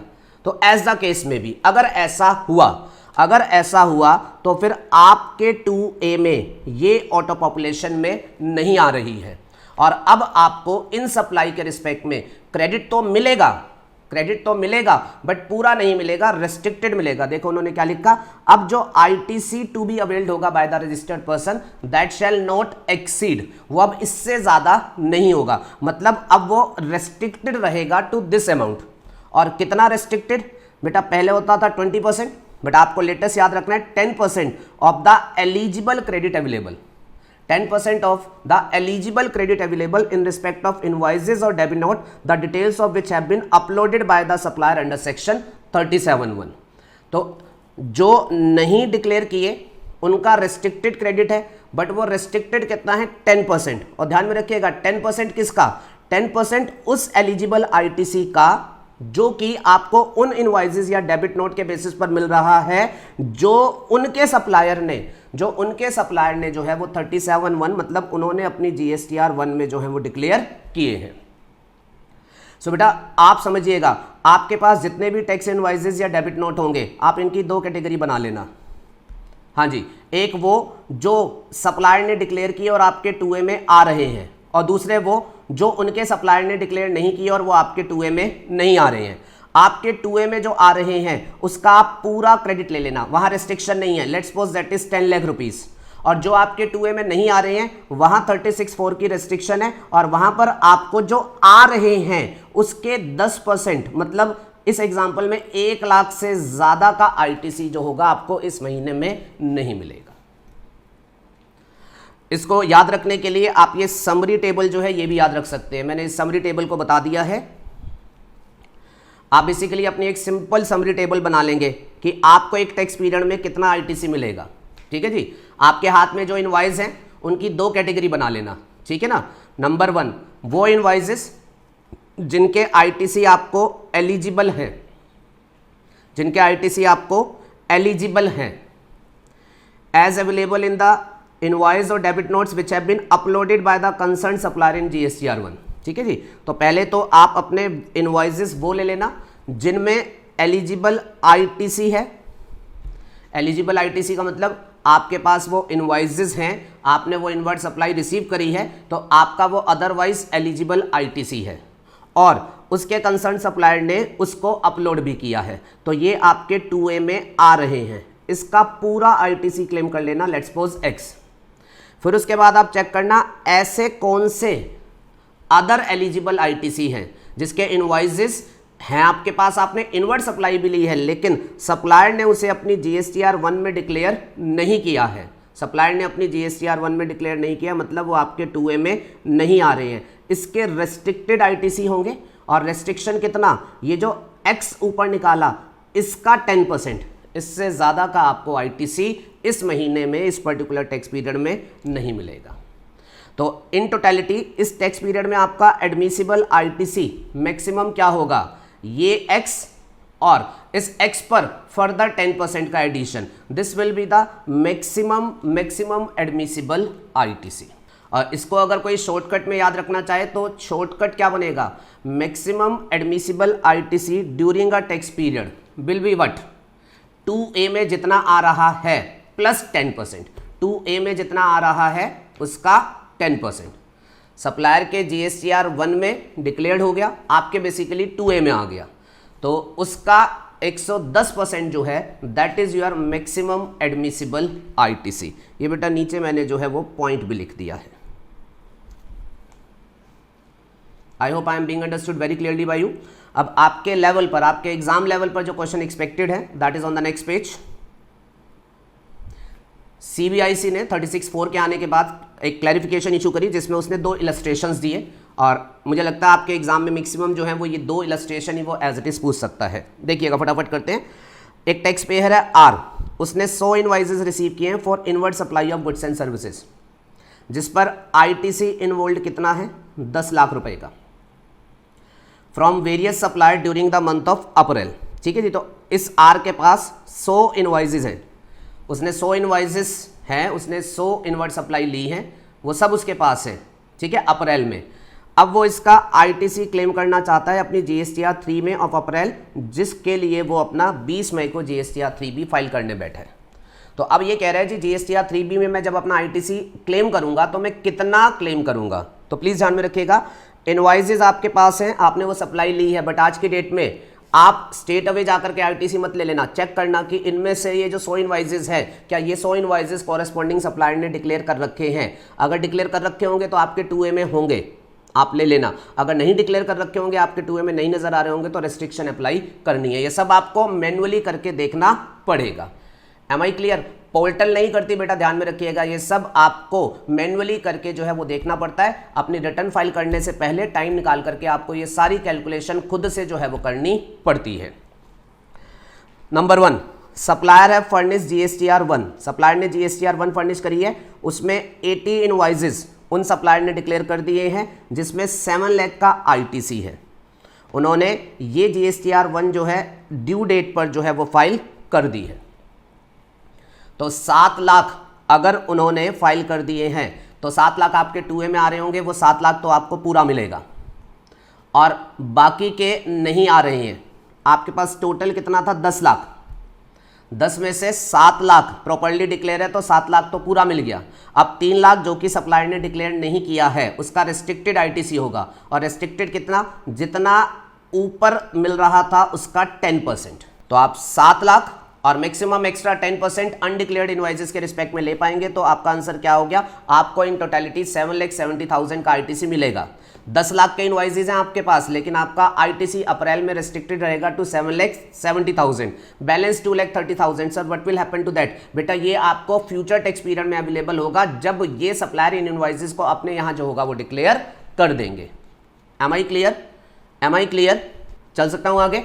अच्छा, और प्लीज ध्यान में रखिएगा, फ्यूचर में ये सप्लायर जब इनवॉइसेस डिक्लेयर करेंगे तो आपको ये बैलेंस आईटीसी मिल जाएगा, लेकिन ध्यान में रखना कि ये आईटीसी जो आप फ्यूचर में लोगे, इस पर वो टाइम लिमिटेशन अगर एप्लीकेबल हो गया तो फिर आपको दिक्कत हो जाएगी। 64 में टाइम लिमिटेशन है ना, जो इनवॉइस की डेट से स्टार्ट हो जाता है। तो अगर आपके सप्लायर ने इसे अभी डिक्लेयर नहीं किया, 1-2 महीने 3 महीने बाद डिक्लेयर कर दिया तो ठीक है, लेकिन बहुत ही लेट डिक्लेयर किया तो फिर आपको आईटीसी टाइम लिमिटेशन की वजह से दिक्कत में आ जाएगा। चलिए जी, केस नंबर 2, इसमें क्या हुआ, 10 लाख का आईटीसी इन्वॉल्व था, इसमें से 75 इनवॉइसेस वो डिक्लेयर्ड है और उन इनवॉइसेस पर 9,10,000 का जीएसटी जो था वो प्रॉपर्ली डिक्लेयर्ड है। तो अब आपके पास 9,10,000 का आईटीसी, क्योंकि जीएसटीआर 1 प्रॉपर्ली फाइल्ड है तो 9,10,000 का तो प्रॉपर मिल जाएगा। अब कितना बचा, 90,000। इनकी डिटेल्स डिक्लेयर नहीं है तो इसके रिस्पेक्ट में रेस्ट्रिक्शन अप्लाई होगी, और रेस्ट्रिक्शन जब अप्लाई होगी तो रेस्ट्रिक्शन कहेगी भाई साहब जितना डिक्लेयर्ड है उससे 10% एक्स्ट्रा मैक्सिमम मिल सकता है, और 10% एक्स्ट्रा कितना है, 91,000। अब जो 91,000 तक एक्स्ट्रा मिल सकता है, क्या मेरे 90,000 उसी में कवर हो जाते हैं? Answer is yes. तो इस केस में मैं 100% आईटीसी जो होगा वो अवेलेबल कर पाऊंगा, बिकॉज रेस्ट्रिक्शन से जितना मिल सकता था उसमें मेरा सारा कवर हो रहा है, तो मैं 100% आईटीसी अवेल कर पाऊंगा। तो इन्होंने आपको 2 एग्जांपल्स ये बेटा बेसिकली बेस बना के दिए हैं। एक इलस्ट्रेशन आपको ये शो कर रहा है कि रेस्ट्रिक्शन की वजह से फुल आईटीसी नहीं मिल रहा है, जबकि दूसरा इलस्ट्रेशन ये शो कर रहा है कि रेस्ट्रिक्शन के बावजूद भी आपको पूरा आईटीसी मिल रहा है, क्योंकि जो डिक्लेयर्ड नहीं हुए हैं वो थोड़े मोड़े अमाउंट के डिक्लेयर्ड नहीं हुए हैं, जिसकी वजह से वो रेस्ट्रिक्शन के दायरे में पूरे कवर हो जाते हैं। That's the simple point you are supposed to remember. Am I clear? So ये है बेटा आपका 36(4) का बेस। अब इसके बाद बेटा इस 36(4) को जब उन्होंने इंट्रोड्यूस किया तो सीबीआईसी ने कई पॉइंट्स को लेकर के क्लैरिफिकेशन इशू करी कि how exactly you are supposed to apply rule 36(4), और उन्होंने जो जो क्लैरिफिकेशन इशू करी वो सब नीचे मैंने एनालिसिस में जो है वो पॉइंट वाइज आपको बना करके दे रखी है। तो अब उनको पॉइंट वाइज एक बार मैं आपको रीडिंग करा देता हूँ। मेन फोकस आपका यहाँ पर रहेगा इन 2 इलस्ट्रेशंस के ऊपर, बाकी जो उन्होंने एडिशनल पॉइंट्स बताए हैं वो एडिशनल पॉइंट्स एक बार के लिए मैं आपके साथ पढ़ देता हूँ। Am I clear? चलिए जी, नीचे आते हैं एनालिसिस में। Note number 1, note number 1। तो नोट नंबर 1 आपका ये कहता है ITC is availed by a registered person for a tax period, thus this restriction shall be applied on monthly basis. हाँ जी बेटा, आईटीसी जो रजिस्टर्ड पर्सन क्लेम करेगा वो मंथली बेसिस पर क्लेम करेगा, तो इसलिए जो 36(4) की रेस्ट्रिक्शन है ये आप मंथली बेसिस पर अप्लाई करोगे कि जब आपका महीना हो जाएगा तो जिस महीने के आप आईटीसी लेते हो आप इनवॉइस फाइल लेकर के बैठ जाओगे और उसका इस तरीके से ब्रेकअप करके जो होगा इस रेस्ट्रिक्शन को अप्लाई करोगे। Am I clear? Note number 2, very important note. Note number 2 कहता है रेस्ट्रिक्शन शैल बी एप्लीकेबल, ध्यान से सुनना, restriction shall be applicable only in respect of that ITC which is availed on the basis of tax invoices or debit note issued by the supplier which are required to be uploaded by the supplier in his GSTR 1 filed under section 37. restriction ये जो 36(4) की है ये apply होगी सिर्फ उस ITC के ऊपर जो कि आप टैक्स इनवॉइस या डेबिट नोट जो सप्लायर इशू करता है उसके बेसिस पर लेते हो। अगर आपका कोई ऐसा आईटीसी है जो कि आप सप्लायर के इनवॉइस या डेबिट नोट बेस्ड नहीं लेते हो, एग्जांपल इंपोर्ट ऑफ गुड्स, अगर आप इंपोर्ट ऑफ गुड्स करते हो तो बाहर से सामान खरीद के लाते हो, बाहर से जिस व्यक्ति से आपने सामान खरीदा यूएसए वाला आदमी है, वो जीएसटी में रजिस्टर्ड नहीं है, is he going to file any GSTR 1? Answer is no. अब उस सप्लाई के आईटीसी आप इनवॉइस डेबिट नोट बेस लेते ही नहीं हो, बिल ऑफ एंट्री बेस लेते हो। और प्लीज ध्यान में रखिएगा ये वाला जो क्रेडिट है जो कि सप्लायर के इनवॉइस और डेबिट नोट बेस्ड आप नहीं लेते हो, इस वाले क्रेडिट के ऊपर ये रेस्ट्रिक्शन जो होगी वो अप्लाई नहीं होगी। इनके रिस्पेक्ट में आप फुल आईटीसी जो होगा वो क्लेम कर पाओगे। 36(4) आपने अगर ध्यान से पढ़ा हो तो 36(4) ने सिर्फ कौन सा क्रेडिट रेस्ट्रिक्ट किया था? वो क्रेडिट जो कि एक रजिस्टर्ड पर्सन लेना चाह रहा था, पर उस क्रेडिट के इनवॉइस और डेबिट नोट उनके सप्लायर ने अपनी जीएसटीआर 1 में अपलोड नहीं किए थे।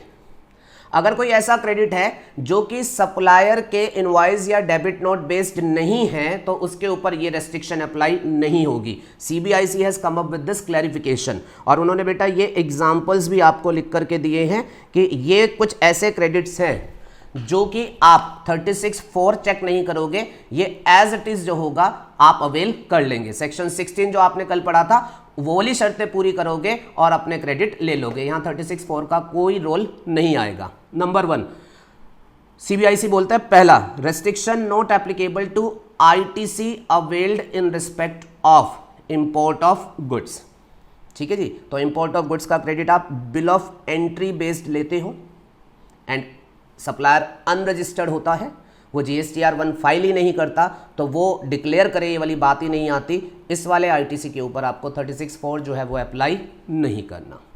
ये मैंने अपने रिमार्क्स भी ऐड करके दे दिए हैं, जो मैं बोल रहा हूँ वो यहाँ लिखा मिलेगा, तो आपको लिखने की ज़रूरत नहीं है। फिर उन्होंने दूसरा एग्जाम्पल दिया, restriction not applicable to ITC availed in respect of import of service. सुनो, अब अगर गुड्स नहीं, आपने सर्विसेज का इंपोर्ट किया है, ठीक है, अब सर्विसेज का आपने इंपोर्ट किया तो अगेंस्ट सप्लायर बाहर का है, ठीक है, सप्लायर वो जीएसटी में रजिस्टर्ड ही नहीं कराएगा। इनफैक्ट आपको पता है उस सप्लायर से हम जीएसटी लेंगे ही नहीं, हम तो इंपोर्ट ऑफ सर्विस के केस में जो इंडियन रेसिपिएंट होगा उससे रिवर्स चार्ज में लेंगे जीएसटी। और अच्छा बेटा, अब ये जो इंडियन रेसिपिएंट जिसने ये इंपोर्ट ऑफ सर्विस किया होगा, क्या उसने इसका सेल्फ इनवॉइस बनाया होगा? हाँ, और उसने खुद से इस सप्लाई का सेल्फ इनवॉइस बनाया होगा जिसके बेसिस पर वो आईटीसी लेता है। वो अब आईटीसी सप्लायर के इनवॉइस बेस लेता ही नहीं है, तो इस वाले क्रेडिट के ऊपर भी ये रेस्ट्रिक्शन अप्लाई नहीं होगी। Second point is clear. Third point, restriction is not applicable on ITC availed on supplies received from unregistered supplier which are attracting RCM. ऊपर वाले पॉइंट में हमने सिर्फ इंपोर्ट ऑफ सर्विस की बात करी थी। अब कई बार सर्विस बाहर से नहीं ली जाती, इंडिया से ली जाती है, बट उसके ऊपर आरसीएम होता है, और इनफैक्ट कई बार तो गुड्स के ऊपर भी आरसीएम होता है। तो जिन पर भी आरसीएम होता है उनके केस में सप्लायर अनरजिस्टर्ड होता है, जो रेसिपिएंट होता है वो आरसीएम के लिए सेल्फ इनवॉइस बना करके क्रेडिट लेता है। अगेन सप्लायर के इनवॉइस बेस आईटीसी नहीं होता है, तो यहां पर भी ये रेस्ट्रिक्शन एप्लीकेबल नहीं होगी। फिर उसके बाद लास्ट पॉइंट इन्होंने जो लिखा, that is restriction is not applicable, restriction is not applicable on ITC availed on the basis of invoices of input service distributor. बेटा लास्ट क्लास में आपको इनपुट सर्विस डिस्ट्रीब्यूटर का कंसेप्ट बताया था। एक मल्टी लोकेशनल एंटिटी है, सिर्फ एक स्टेट में नहीं, इंडिया के कई सारे स्टेट से काम कर रही है। याद आ गया, हर स्टेट में वो सेपरेटली जीएसटी में रजिस्टर्ड है। एडवर्टीजमेंट कराया, एडवर्टीजमेंट एजेंसी ने हेड ऑफिस में बिल भेज दिया। अब बिल भले ही हेड ऑफिस में आया हो, बट क्रेडिट सबको जाना है, तो इस हेड ऑफिस को as an input service distributor registration कराना पड़ेगा और ये आईटीसी बुक करके आगे डिस्ट्रीब्यूट करेगा। अब अगर आईएसडी ने क्रेडिट डिस्ट्रीब्यूट किया है, आईएसडी ने क्रेडिट डिस्ट्रीब्यूट किया है, तो आईएसडी तो आपका खुद का अपना ऑफिस है। क्या आईएसडी को जीएसटीआर 1 फाइल करनी होती है? Answer is no. आईएसडी को जीएसटीआर 1 फाइल नहीं करनी होती। जीएसटीआर 1 सिर्फ कौन फाइल करता है? Supplier. ISD is not the supplier, he is simply your head office. उसको जीएसटीआर 1 फाइल नहीं करनी होती है, तो डेफिनेटली उसके इन इनवॉइसेस के अपलोड करने का क्वेश्चन ही नहीं आता है। एंड अकॉर्डिंगली इस आईटीसी के ऊपर भी आपकी 36(4) की रेस्ट्रिक्शन जो होगी वो अप्लाई नहीं होगी। I hope all the 4 points are clear to everyone. That's wonderful. चलिएगा फिर उसके बाद नोट नंबर 3। नोट नंबर 3 ये कहता है कंप्यूटेशन ऑफ, पढ़िएगा साथ में, note number 3, computation of restricted amount of ITC shall be done on aggregate basis, that is aggregate supplies made during a tax period. Computation shall not be made separately for each supplier. इस note में वो क्या कहना चाहते हैं मैं chart के through आपको बताता हूँ, ठीक है। मैं यहाँ सिचुएशन देता हूँ, फिर उसके बाद नोट नंबर 3 आपको क्लियर होगा। देखो अब इसमें क्या है, मान लीजिए ए लिमिटेड है रजिस्टर्ड पर्सन, ये आईटीसी अवेल करना चाह रही है और ये आपसे ये जानना चाह रही है कि 36(4) की जो रेस्ट्रिक्शन है वो किस तरीके से अप्लाई करनी है। तो अब इसने बेटा जो सप्लाई ली है, लेट्स सपोज इसने 2 लोगों से सप्लाई ली है, एक पर्टिकुलर महीने में इसने 2 लोगों से सप्लाई ली है, mister A and mister B. Mister A ने इसको उस महीने में जो सप्लाई दी 10 इनवॉइसेस काटे हैं और उसने सभी इनवॉइसेस अपनी जीएसटीआर 1 में डिक्लेयर किए हैं और उन इनवॉइसेस में 1 लाख का जीएसटी इन्वॉल्व था, उसने सब अपने जीएसटीआर 1 में डिक्लेयर किए। ए लिमिटेड की जीएसटीआर 2A में वो रिफ्लेक्ट हो रहे हैं और अकॉर्डिंगली ए लिमिटेड इनके पूरे आईटीसी ले लेगी, यहां कोई रेस्ट्रिक्शन नहीं है। फिर उसके बाद बी जो इसका दूसरा सप्लायर है बेटा, उसने इनको 20 इनवॉइसेस काटे थे और ध्यान से देना, अब इसने 20 इनवॉइसेस काटे थे, इसने जीएसटीआर 1 भी फाइल करी, लेकिन इसने अपनी जीएसटीआर 1 में 15 इनवॉइसेस डिक्लेयर किए, 5 इनवॉइसेस जो आपको काटे थे वो उसने डिक्लेयर नहीं किए। माइट बी उसके अकाउंटेंट से मिस्टेक हो गई, वो 5 इनवॉइसेस रिपोर्ट करना भूल गया।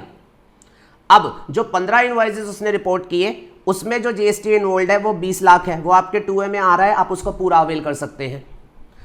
अब उसने जो 5 इनवॉइसेस रिपोर्ट नहीं किए उससे रह गए, उसमें 5 लाख का जीएसटी इन्वॉल्व है, ये आपके 2A में रिफ्लेक्ट नहीं आ रहा क्योंकि उसने जीएसटीआर 1 में इन इनवॉइसेस को नहीं कवर किया।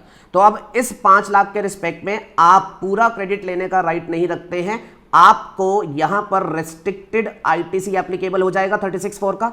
अब 36(4) क्या कहता था, जो रेस्ट्रिक्टेड है वो कितना है 10%, और 10% किसका, जो कि ए लिमिटेड के अदरवाइज इनवॉइसेस सप्लायर ने डिक्लेयर किए हैं। और आप मुझे बताओ ये 10% क्या मैं इस 20 लाख का 10% चेक करूंगा या 20 + 10 लाख 30 लाख का चेक करूंगा। जब रेस्ट्रिक्शन की बात आएगी 10% of the eligible input tax credit जो कि सप्लायर ने डिक्लेयर किए हैं, तो बेटा क्या मैं मिस्टर बी को चेक करूंगा या मिस्टर ए और मिस्टर बी सबको मिला के चेक करूंगा, तो मैं एग्रीगेट बेसिस पर चेक करूंगा। This is what note number 3। मेरी रेस्ट्रिक्शन ये नहीं है कि मैं जिस सप्लायर से ले रहा था उस सप्लायर ने कितने डिक्लेयर किए हैं उसका 10% नहीं, टोटल उस महीने में जो भी मेरे को अदरवाइज एलिजिबल बन रहा है 2A में, उसके हिसाब से जो होगा मैं रेस्ट्रिक्शन चेक करूंगा। This is note number 3। I hope this point is clear. चलिए जी, फिर उसके बाद नोट नंबर 4। नोट नंबर 4 ये कहता है restriction is link to eligible ITC available. बहुत अच्छा पॉइंट है, ध्यान से सुनना। Restriction is link to eligible ITC available in respect of tax invoices और debit note the details of which have been uploaded by the supplier. अब ये क्या कहना चाहते हैं सुनो। मान लीजिए इसी में थोड़ा सा चेंज करता हूं। मान लीजिए ये जो मिस्टर ए है, मिस्टर ए ने 10 इनवॉइसेस मेरे नाम के काटे जिसमें 10 लाख का जीएसटी इन्वॉल्व था, और मिस्टर ए ने जीएसटीआर 1 अपनी टाइमली फाइल करी है और उसने जीएसटीआर 1 में सभी इनवॉइसेस मेरे अपलोड किए हैं। अकॉर्डिंगली ये मेरे 2A में नज़र आ रहे हैं। ठीक है बेटा, अब सुनना, क्या मिस्टर ए से जो मैंने इन 10 इनवॉइसेस में परचेज करी है, क्या उसमें कोई ऐसी परचेज हो सकती है जिसका आईटीसी सेक्शन 17(5) में ब्लॉक्ड हो? पॉसिबल हो सकता है, जिसका आईटीसी सेक्शन 17(5) में ब्लॉक्ड हो, क्वाइट पॉसिबल।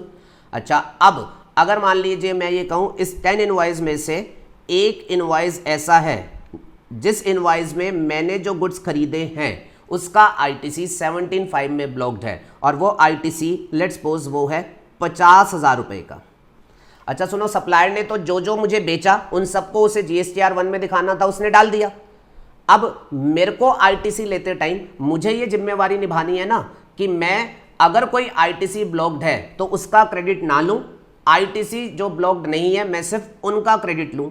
तो अकॉर्डिंगली ए लिमिटेड को प्लीज ध्यान में रखिएगा, चाहे उसके 2A में सारे 10 के 10 इनवॉइसेस की डिटेल नजर आ रही होगी, पर ए लिमिटेड को यह ध्यान में रखना है क्योंकि एक इनवॉइस ऐसा है जिसका आईटीसी सेक्शन 17 ने ब्लॉक कर रखा है, तो ए लिमिटेड उस वाले इनवॉइस का आईटीसी अवेल नहीं करेगा। अगर गलती से भी उसने ब्लॉक्ड आईटीसी भी अवेल कर लिया, अपनी रिटर्न में क्लेम कर लिया, तो जब ऑफिसर को पता चलेगा वो आपके अगेंस्ट रिकवरी एक्शन लगा देगा और फिर ये आईटीसी विद इंटरेस्ट और पेनल्टी आपसे रिकवर कर लेगा। तो आपको ये ध्यान में रखना है। तो ए लिमिटेड को इस केस में इस ब्लॉक्ड आईटीसी को छोड़ करके क्या बाकी के आईटीसी ही क्लेम करने हैं? हाँ, प्लीज ध्यान में रखिएगा। तो अब इसके एलिजिबल आईटीसी कितने बनेंगे? 50,000। 2A में कितने आ रहे हैं 10 lakhs, बट ब्लॉक्ड आईटीसी को छोड़ने के बाद जो एलिजिबल आईटीसी बन रहे हैं वो कितने बन रहे हैं 9,50,000। और प्लीज ध्यान में रखिएगा, अब जब आप 36(4) की रेस्ट्रिक्शन अप्लाई करेंगे तो 36(4) की रेस्ट्रिक्शन अप्लाई करते टाइम आप ये नहीं देखेंगे कि सप्लायर ने कितने इनवॉइसेस अपलोड किए थे, रेदर देन आप ये देखेंगे उसने जो इनवॉइसेस अपलोड किए थे उनमें से आपका एलिजिबल आईटीसी क्या था। अगर आप 36(4) की लैंग्वेज पर वापस जाते हैं तो रेस्ट्रिक्शन जो 10% की है वो उन्होंने क्या लिखा हुआ है बेटा, 36(4) की लैंग्वेज अगर पढ़ूं तो उन्होंने क्या लिखा हुआ है कि रेस्ट्रिक्टेड जो होगा, रेस्ट्रिक्शन जो है वो है 10% ऑफ एलिजिबल क्रेडिट अवेलेबल। तो मिस्टर ए ने सारे अपलोड किए हैं, बट उस अपलोड में से what is the eligible ITC available 9,50,000, तो इसका 10% जो होगा that will be the restricted percentage available to you. I hope I am being understood. This is all about note number 4। चलिएगा नोट नंबर 5। नोट नंबर 5, अब नोट number 5 पर वो आपसे बात करते हैं। नोट नंबर 5, अच्छा इसकी नंबरिंग शायद नोट नंबर 4 ही हो रखी है, but this is actually note number 5। सुनो, अब नोट नंबर 5 ये कहता है cut off date for determination of eligible ITC shall be the due date of filing of GSTR1 as specified in section 37। ये क्या कहना चाहते हैं, अगेन एक एग्जांपल बेस समझो बेटा।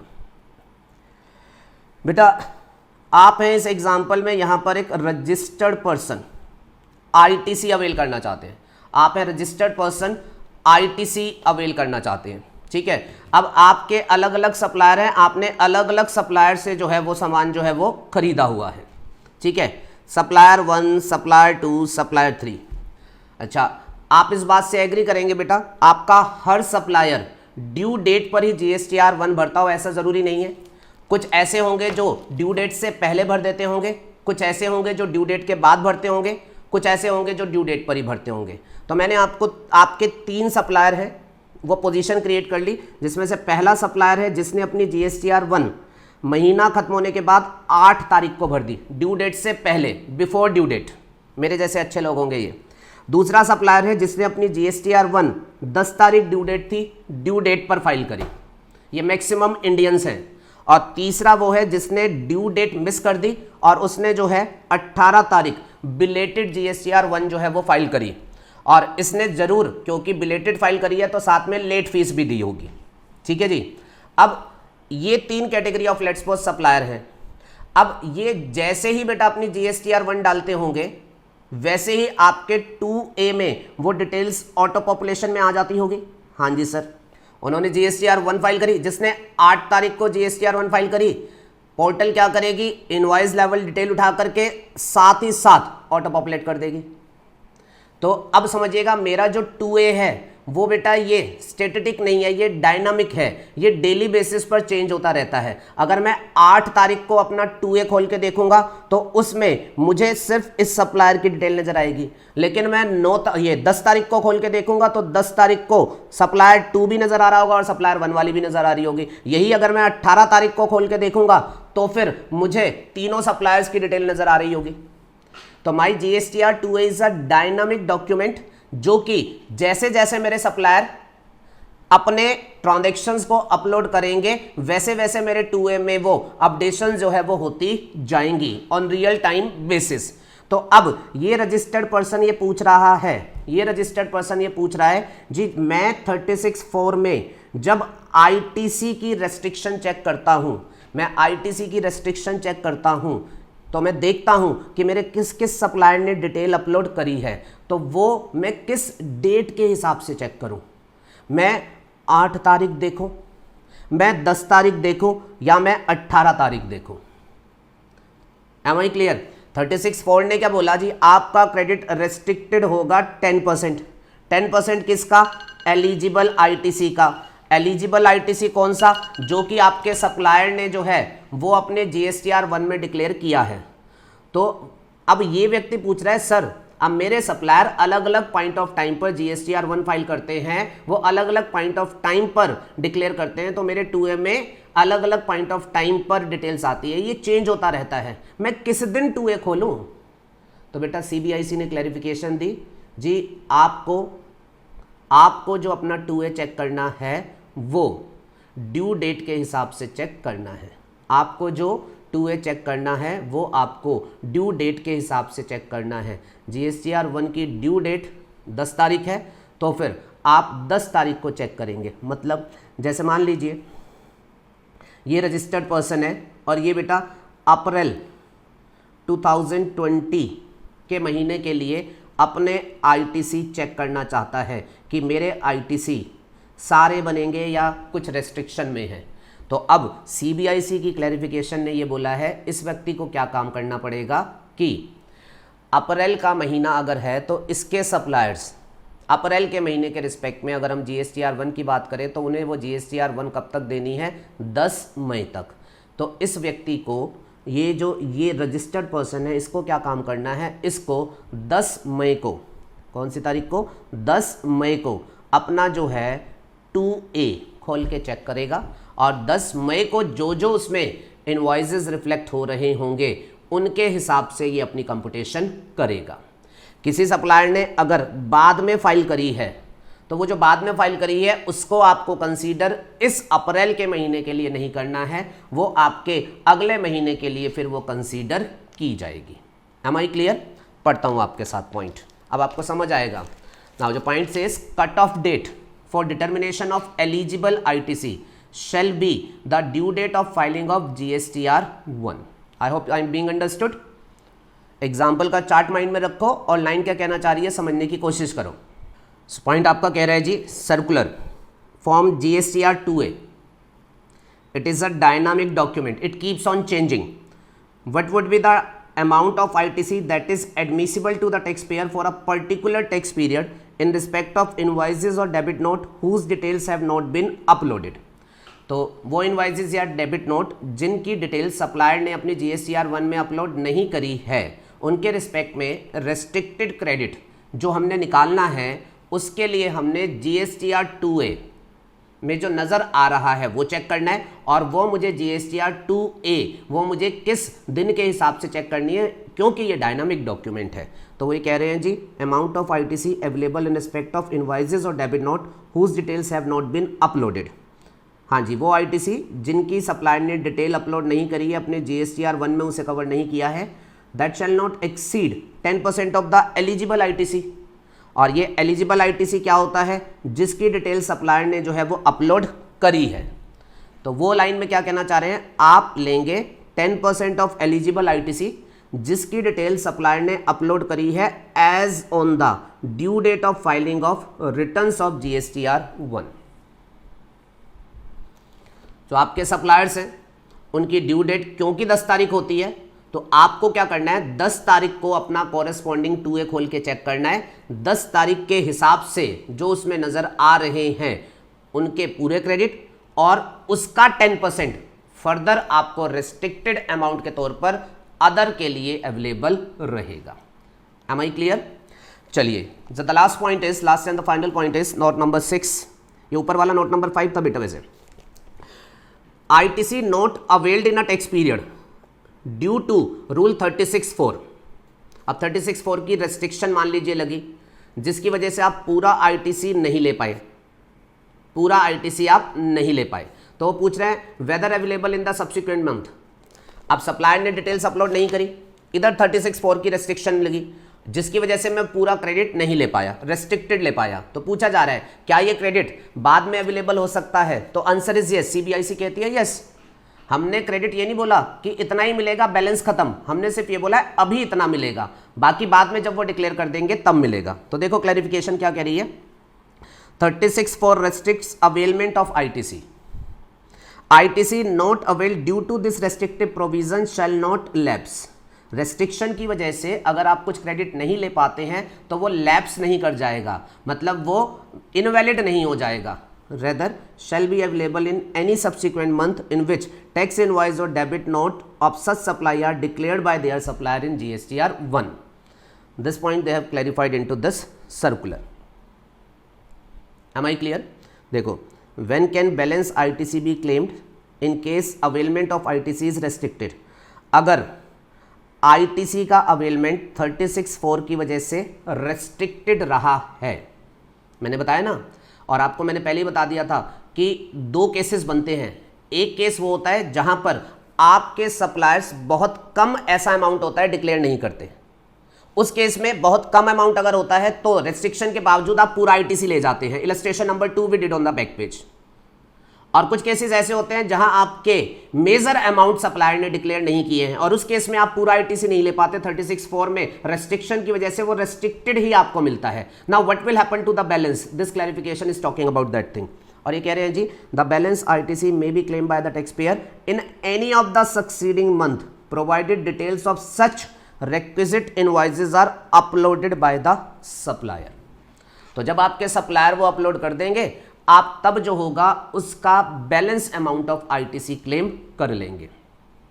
अच्छा, अब मान लीजिए आपके कुछ सप्लायर ने अपलोड किया, कुछ ने अगले महीने भी अपलोड नहीं किया, तो वो कहते कोई बात नहीं, अगर कुछ ने अपलोड किया है तो प्रोराटा बेसिस पर उतना और मिल जाएगा, बाकी का जब और अपलोड कर देंगे तब मिल जाएगा। देखो, he can claim proportionate ITC as and when details of some invoices are uploaded by the supplier. So in other words, taxpayer may avail full ITC in respect of a tax period as and when invoices are uploaded by the supplier.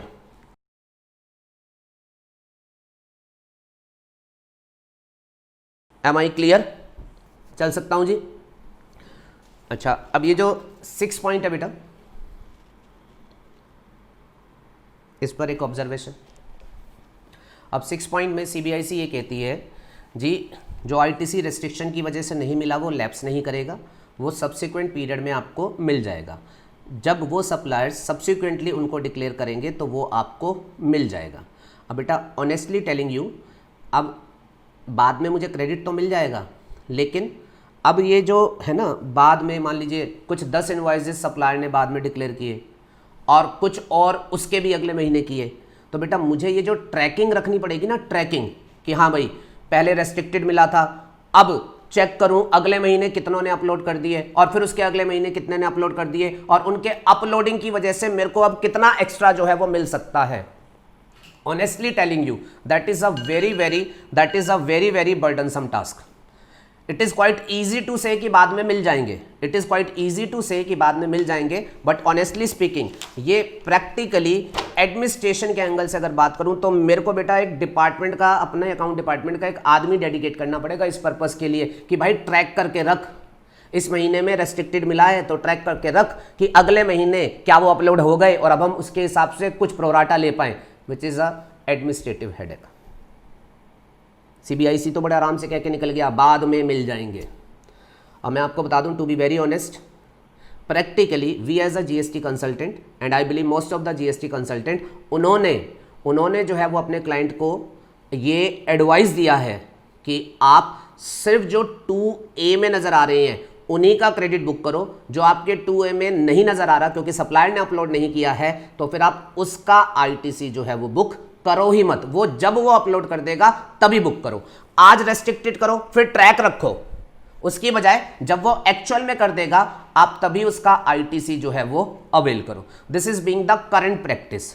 तो note number 6 पर मेरे आगे कोई detailed observation आपके लिए नहीं है, because practically इस तरीके से एडवाइस जो है वो क्लाइंट को किया जा रहा है और उसका रीजन भी है बेटा, क्लाइंट को ये एडवाइस करना बनता भी है। क्यों? एक तो एडमिनिस्ट्रेटिव हेडेक बहुत है और बाद में क्लाइंट हमसे एज ए चार्टर्ड अकाउंटेंट, मान लीजिए अगर वो हमारा क्लाइंट है तो वो हमसे बोलेगा इसे भाई चेक कर लो, तो कौन करेगा इतना चेक यार, कौन करेगा इतना check? This provision is a blunder provision, highly criticized by all the persons.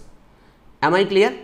बाकी आप में से जो लोग इंटरेस्टेड हैं फर्दर नॉलेज के लिए, तो उनके लिए मैंने नेक्स्ट पेज पर 2 एग्जांपल्स दे रखे हैं, वो एग्जाम में नहीं पूछे जाएंगे, let me be very clear, वो सिर्फ आपके एक्स्ट्रा नॉलेज के लिए मैंने दे रखे हैं, तो वो आप सेल्फ स्टडी बेस कर लेंगे। मैंने एग्जांपल्स पर लिखा भी हुआ है, that is pure for knowledge sake, कि नेक्स्ट पीरियड में कैसे मिलेगा उसके ऊपर मैंने 2 एग्जांपल्स बना करके आपको दिए हैं, बट एग्जाम्स में नहीं पूछे जाएंगे। Am I clear? अच्छा, इस नोट नंबर 6 पर मेरा एक छोटा सा और ऑब्जर्वेशन है, वो भी ध्यान से सुनो बेटा, वो भी एक अगला ऑब्जर्वेशन ध्यान से सुनो। वो मेरा ऑब्जर्वेशन ये है बेटा कि इन्होंने ये बोला अगर आपको अभी रेस्ट्रिक्टेड आईटीसी मिला है तो बैलेंस लैप्स नहीं होगा, वो सब्सिक्वेंट पीरियड में मिल जाएगा। अच्छा, वो सब्सिक्वेंट पीरियड में कब मिल जाएगा? जब हमारा सप्लायर जो होगा वो उसे अपनी GSTR 1 में डिक्लेयर करेगा। तो यहां पर मैं अब आपको एक बात और भी बोलना चाहता हूं बेटा, सप्लायर अगर अपनी GSTR 1 भरता है और उसमें मेरा इनवॉइस रह जाता है, तो जो उस मेरा इनवॉइस रह गया वो सप्लायर GSTR 1 सब्सिक्वेंट महीने की जो भरेगा उसमें कवर कर सकता है, लेकिन there is a time limitation as to that, there is a time limitation as to that thing. Within that time limitation अगर उसने मेरा इनवॉइस अपलोड कर दिया तो मुझे बाद में वो ITC अवेलेबल हो पाएगा, अदरवाइज मुझे वो ITC अवेलेबल नहीं हो पाएगा। उन टाइम लिमिटेशन का भी एडिशनली जो होगा वो ख्याल रखना पड़ेगा। अगले पॉइंट में बेटा मैंने वो टाइम लिमिटेशन के एंगल से बात करी है। So far as subsequent declaration of supply by the supplier and subsequent availment of ITC by recipient is concerned, the important legal provision shall be kept in mind. Supplier बाद में declare कर देगा, मुझे बाद में ITC मिल जाएगा। Theoretically line is very fine, but यहाँ पर एक इंपॉर्टेंट बात ध्यान में रखनी पड़ेगी कि सप्लायर अगर उसे सब्सिक्वेंटली डिक्लेयर कर रहा है तो वो with in the time limitation जो कि उसे GSTR 1 अमेंड करने के लिए दी जाती है, वो उस टाइम लिमिटेशन के अंदर ही जो है वो उसको अपलोड कर दे।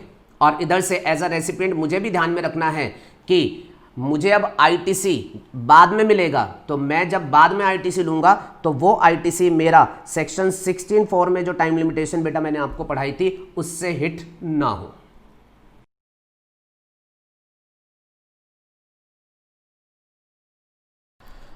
ठीक है, अब प्रैक्टिकली 36(4) एंड सेक्शन 16 सब इकट्ठा मैं यूज करके आपको एक छोटा सा इलस्ट्रेशन भी करा रहा हूं just for your extra knowledge.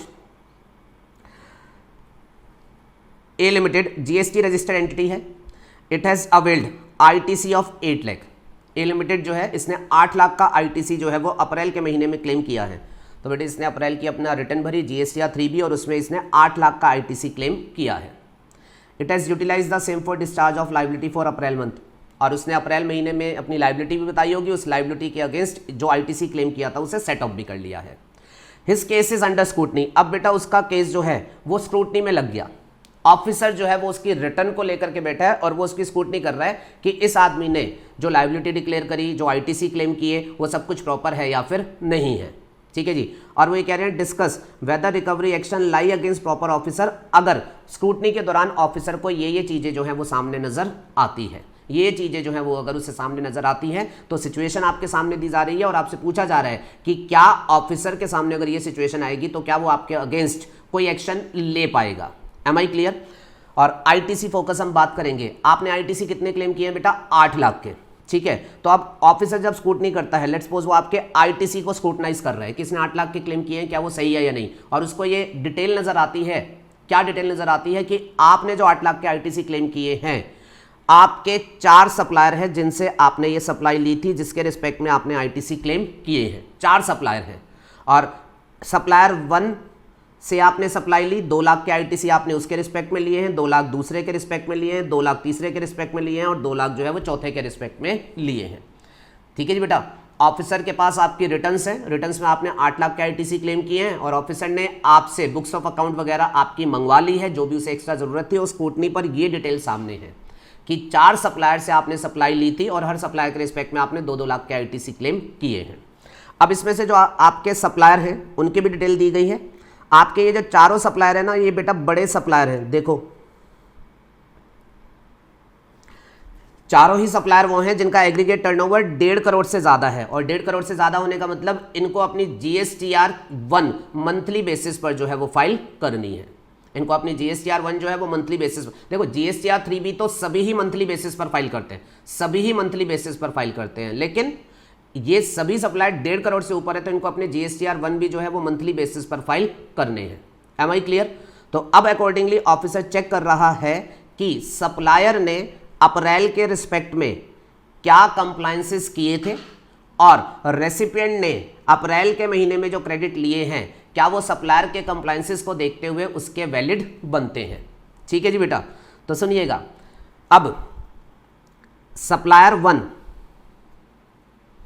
उसने GSTR 1 फाइल कर रखी है टाइमली एंड GSTR 3B वो भी फाइल कर रखी है। अब GSTR 1 फाइल कर रखी है, इसका मतलब क्या है, उसने अपनी B2B सप्लाई प्रॉपर्ली डिक्लेयर कर रखी है और वो मेरी GSTR 2A में रिफ्लेक्ट हो रही है। एंड उसने 3B फाइल कर रखी है, इसका मतलब उसने जो भी सप्लाईज करी थी उसने उनका GST जो है वो भी पे कर रखा है। अब आप मुझे बताओ, मेरा पहला सप्लायर वो है जिसने GSTR 1 भी टाइम से फाइल कर रखी है और GSTR 3B में टैक्स भी पे कर रखा है और इधर मैंने ITC ले रखा है। क्या मेरा ये ITC किसी भी तरीके से गलत है? Answer is no. ये मेरा बिल्कुल प्रॉपर ITC है, तो इसके लिए ऑफिसर मेरे अगेंस्ट कोई एक्शन नहीं लेगा।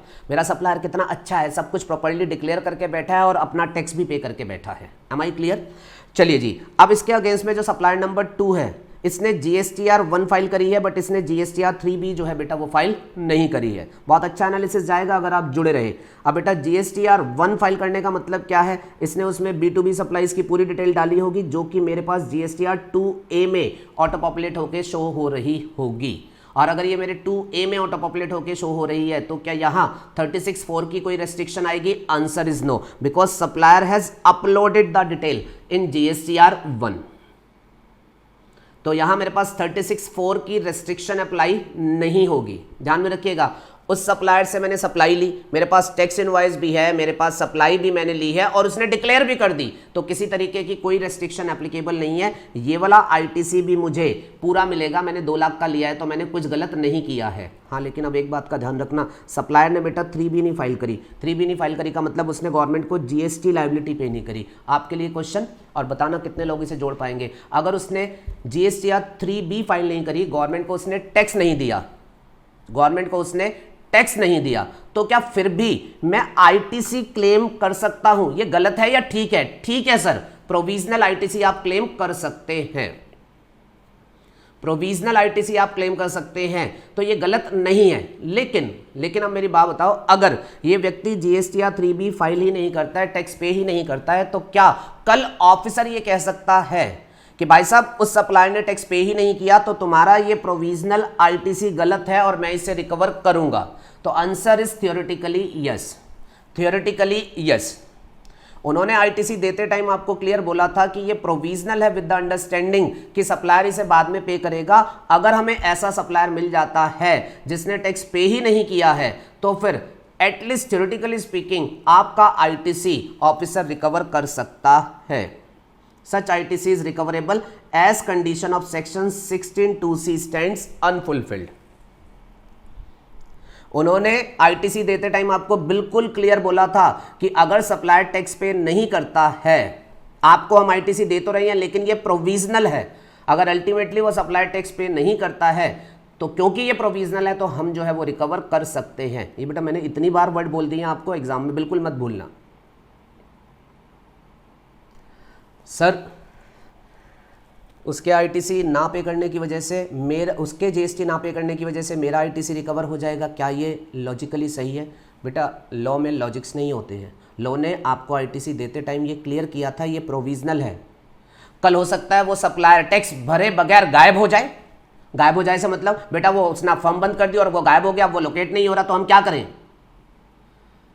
हमें उससे GST भी नहीं मिल पा रहा, इधर आपको ऐसे कैसे ITC दे दें? तो प्लीज ध्यान में रखिएगा, प्लीज ध्यान में रखिएगा, लॉ ने अपने को सेफगार्ड कर रखा है। भले ही ये आपके एंगल से बात सही नहीं है बट लॉ ने अपने एंगल से जो है वो सेफगार्ड कर रखा है। और आपको याद कराते हुए एक स्पेशल बात यहां पर और लिखवा देता हूं।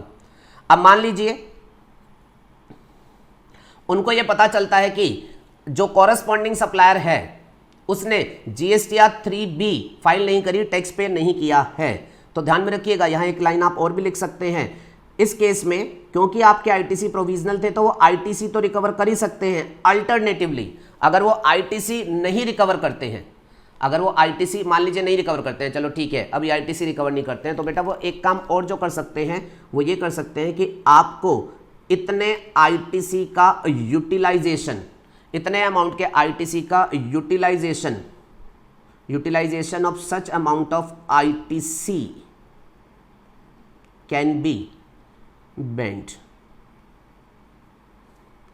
कैन बी बेंड, बैन किया जा सकता है एज पर रूल 86A।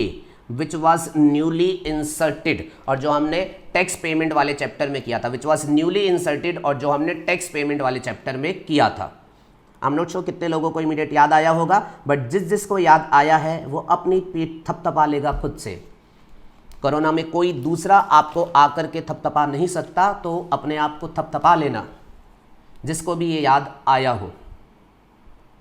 86 से टैक्स पेमेंट कैसे करते हैं उस चैप्टर में आपको याद है, आईटीसी का एक नया मैंने आपको पढ़ाया था, रूल 86A आया था, जिसने ये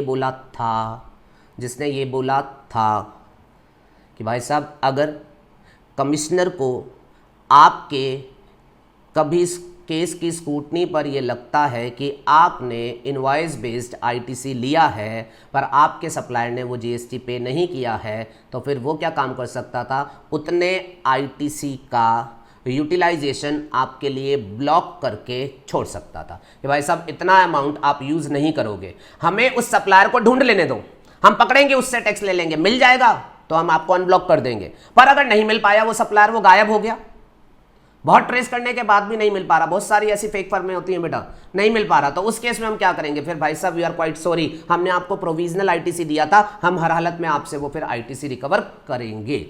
एम आई क्लियर? चलिए जी नेक्स्ट सिचुएशन, थर्ड सिचुएशन। तीसरी सिचुएशन बेटा मैंने ये ली है कि मेरा जो तीसरा सप्लायर है वो ऐसा सप्लायर है जिसने GSTR 1 फाइल नहीं करी बट उसने GSTR 3B फाइल कर रखी है। अरे भाई साहब ये कैसा आदमी है बेटा, बहुत सारे ऐसे आदमी होते हैं। इसने GSTR 3B फाइल कर दी, टैक्स वगैरह पे कर दिए। अच्छा मैं आपको पहले ही आज के लेक्चर को स्टार्ट करने से पहले इस बात को समझा के लाया था बेटा, GSTR 1 से 3B तैयार नहीं होती। GSTR 1 में जो आप आउटवर्ड सप्लाई डालते हैं उसका 3B में कोई यूज़ नहीं किया जाता, 3B आपको इंडिपेंडेंटली ही तैयार करनी होती है। तो इस वजह से इस व्यक्ति ने क्या कर रखा है, 1 नहीं फाइल कर रखी है, अपना 3B फाइल कर रखी है, टैक्स पेड कर दिए। अब इसने टैक्स पेड कर रखे हैं 3B में, बट लेकिन 1 में उन सप्लाईज की डिटेल वो B2B वगैरह वो नहीं डाल रखी, तो बेटा मेरे यहाँ ये 2A में रिफ्लेक्ट नहीं हो रहा है। और प्लीज़ ध्यान में रखिएगा, अब ये मेरे 2A में रिफ्लेक्ट नहीं हो रहा है, उसने इसकी डिटेल्स GSTR 1 में नहीं डाली है, ये मेरे 2A में रिफ्लेक्ट नहीं हो रहा है। तो यहाँ पर जो ITC अवेल्ड किया गया है, यहाँ पर जो ITC अवेल्ड किया गया है ये सब्जेक्ट टू रूल 36(4) हो जाएगा। सब्जेक्ट टू रूल 36(4) जो होगा वो हो जाएगा। और ऑफिसर ये चेक करेगा कि आपने तो 2 लाख का पूरा ले लिया है, पर क्या 36(4) की रेस्ट्रिक्शन को देखते हुए ये पूरा कवर हो भी रहा था या नहीं हो रहा था। अगर ये रेस्ट्रिक्शन के बावजूद भी पूरा कवर हो रहा था तो कोई बात नहीं है, पर अगर ये पूरा कवर नहीं हो रहा था तो फिर जो आपने एक्सेस ले लिया, ऑफिसर उस एक्सेस के अगेंस्ट, आपके अगेंस्ट जो होगा वो रिकवरी एक्शन जो होगा वो मटेरियलाइज कर देगा। रूल 36(4) एप्लीकेबल है। असेसी इस केस में रेस्ट्रिक्टेड आईटीसी के लिए एंटाइटल्ड है। अगर एक्सेस लिया गया है रेस्ट्रिक्शन से तो फिर वो रिकवर हो जाएगा। And my dear student, recovery के लिए जनरली वो आपसे एक्शन लेंगे सेक्शन 73 या फिर सेक्शन 74 में, डिपेंडिंग अपॉन कि वो आपको बोनाफाइड डिफॉल्टर समझेंगे या फिर वो आपको मेलाफाइड डिफॉल्टर जो है वो समझेंगे। चलिए जी लास्ट सिचुएशन, आपका जो सप्लायर नंबर 4 था ये सबसे महान सप्लायर था बेटा। इसने GSTR 1 भी नहीं भरी, इसने GSTR 3 भी नहीं भरी, मतलब ना तो इसने डिक्लेयर कर रखा है किस किस को क्या क्या बेचा, 2A में भी नहीं आ रहा, और इसके अलावा इसने GST लायबिलिटी पे भी नहीं कर रखी, 3B भी नहीं गई। आप विश्वास नहीं करेंगे बेटा, बट प्रैक्टिकली ऐसे बहुत सारे सप्लायर हैं जिन्होंने GST के बाद रजिस्ट्रेशन करा रखा है, सप्लाई भी कर रखी है, लेकिन इन्होंने 1 और 3B दोनों ही फाइल नहीं कर रखी। Am I clear? अब प्लीज़ ध्यान में रखिएगा। अब इस केस में आप ध्यान में रखेंगे, इन्होंने GSTR 1 फाइल नहीं कर रखी, तो उसकी वजह से यहाँ पर 36(4) भी एप्लीकेबल हो जाता है। और क्योंकि इन्होंने टैक्स भी नहीं पे कर रखा तो यहाँ पर वो प्रोविजनल ITC जो आपको दिया था वो भी जो है उस एंगल से अगर आप बात करेंगे तो ये ITC रिकवरेबल भी बन जाता है।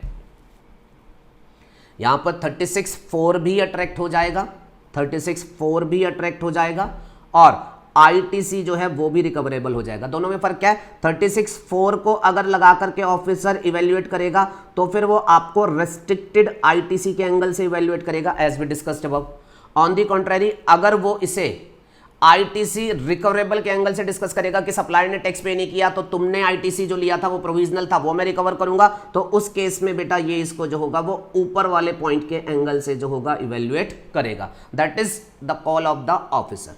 वो ऑफिसर का डिसीजन होगा, मुझे नहीं पता कौन सा ऑफिसर क्या स्टैंड लेगा, वो उसकी कॉल रहेगी। मैंने तो सिर्फ पॉसिबिलिटी बता दी है कि चौथे वाले केस में रेस्ट्रिक्टेड आईटीसी के एंगल से भी ऑफिसर एक्शन लेने की सोच सकता है एंड वो इस वाले एंगल से भी एक्शन लेने की सोच सकता है। I believe I am clear to each of you.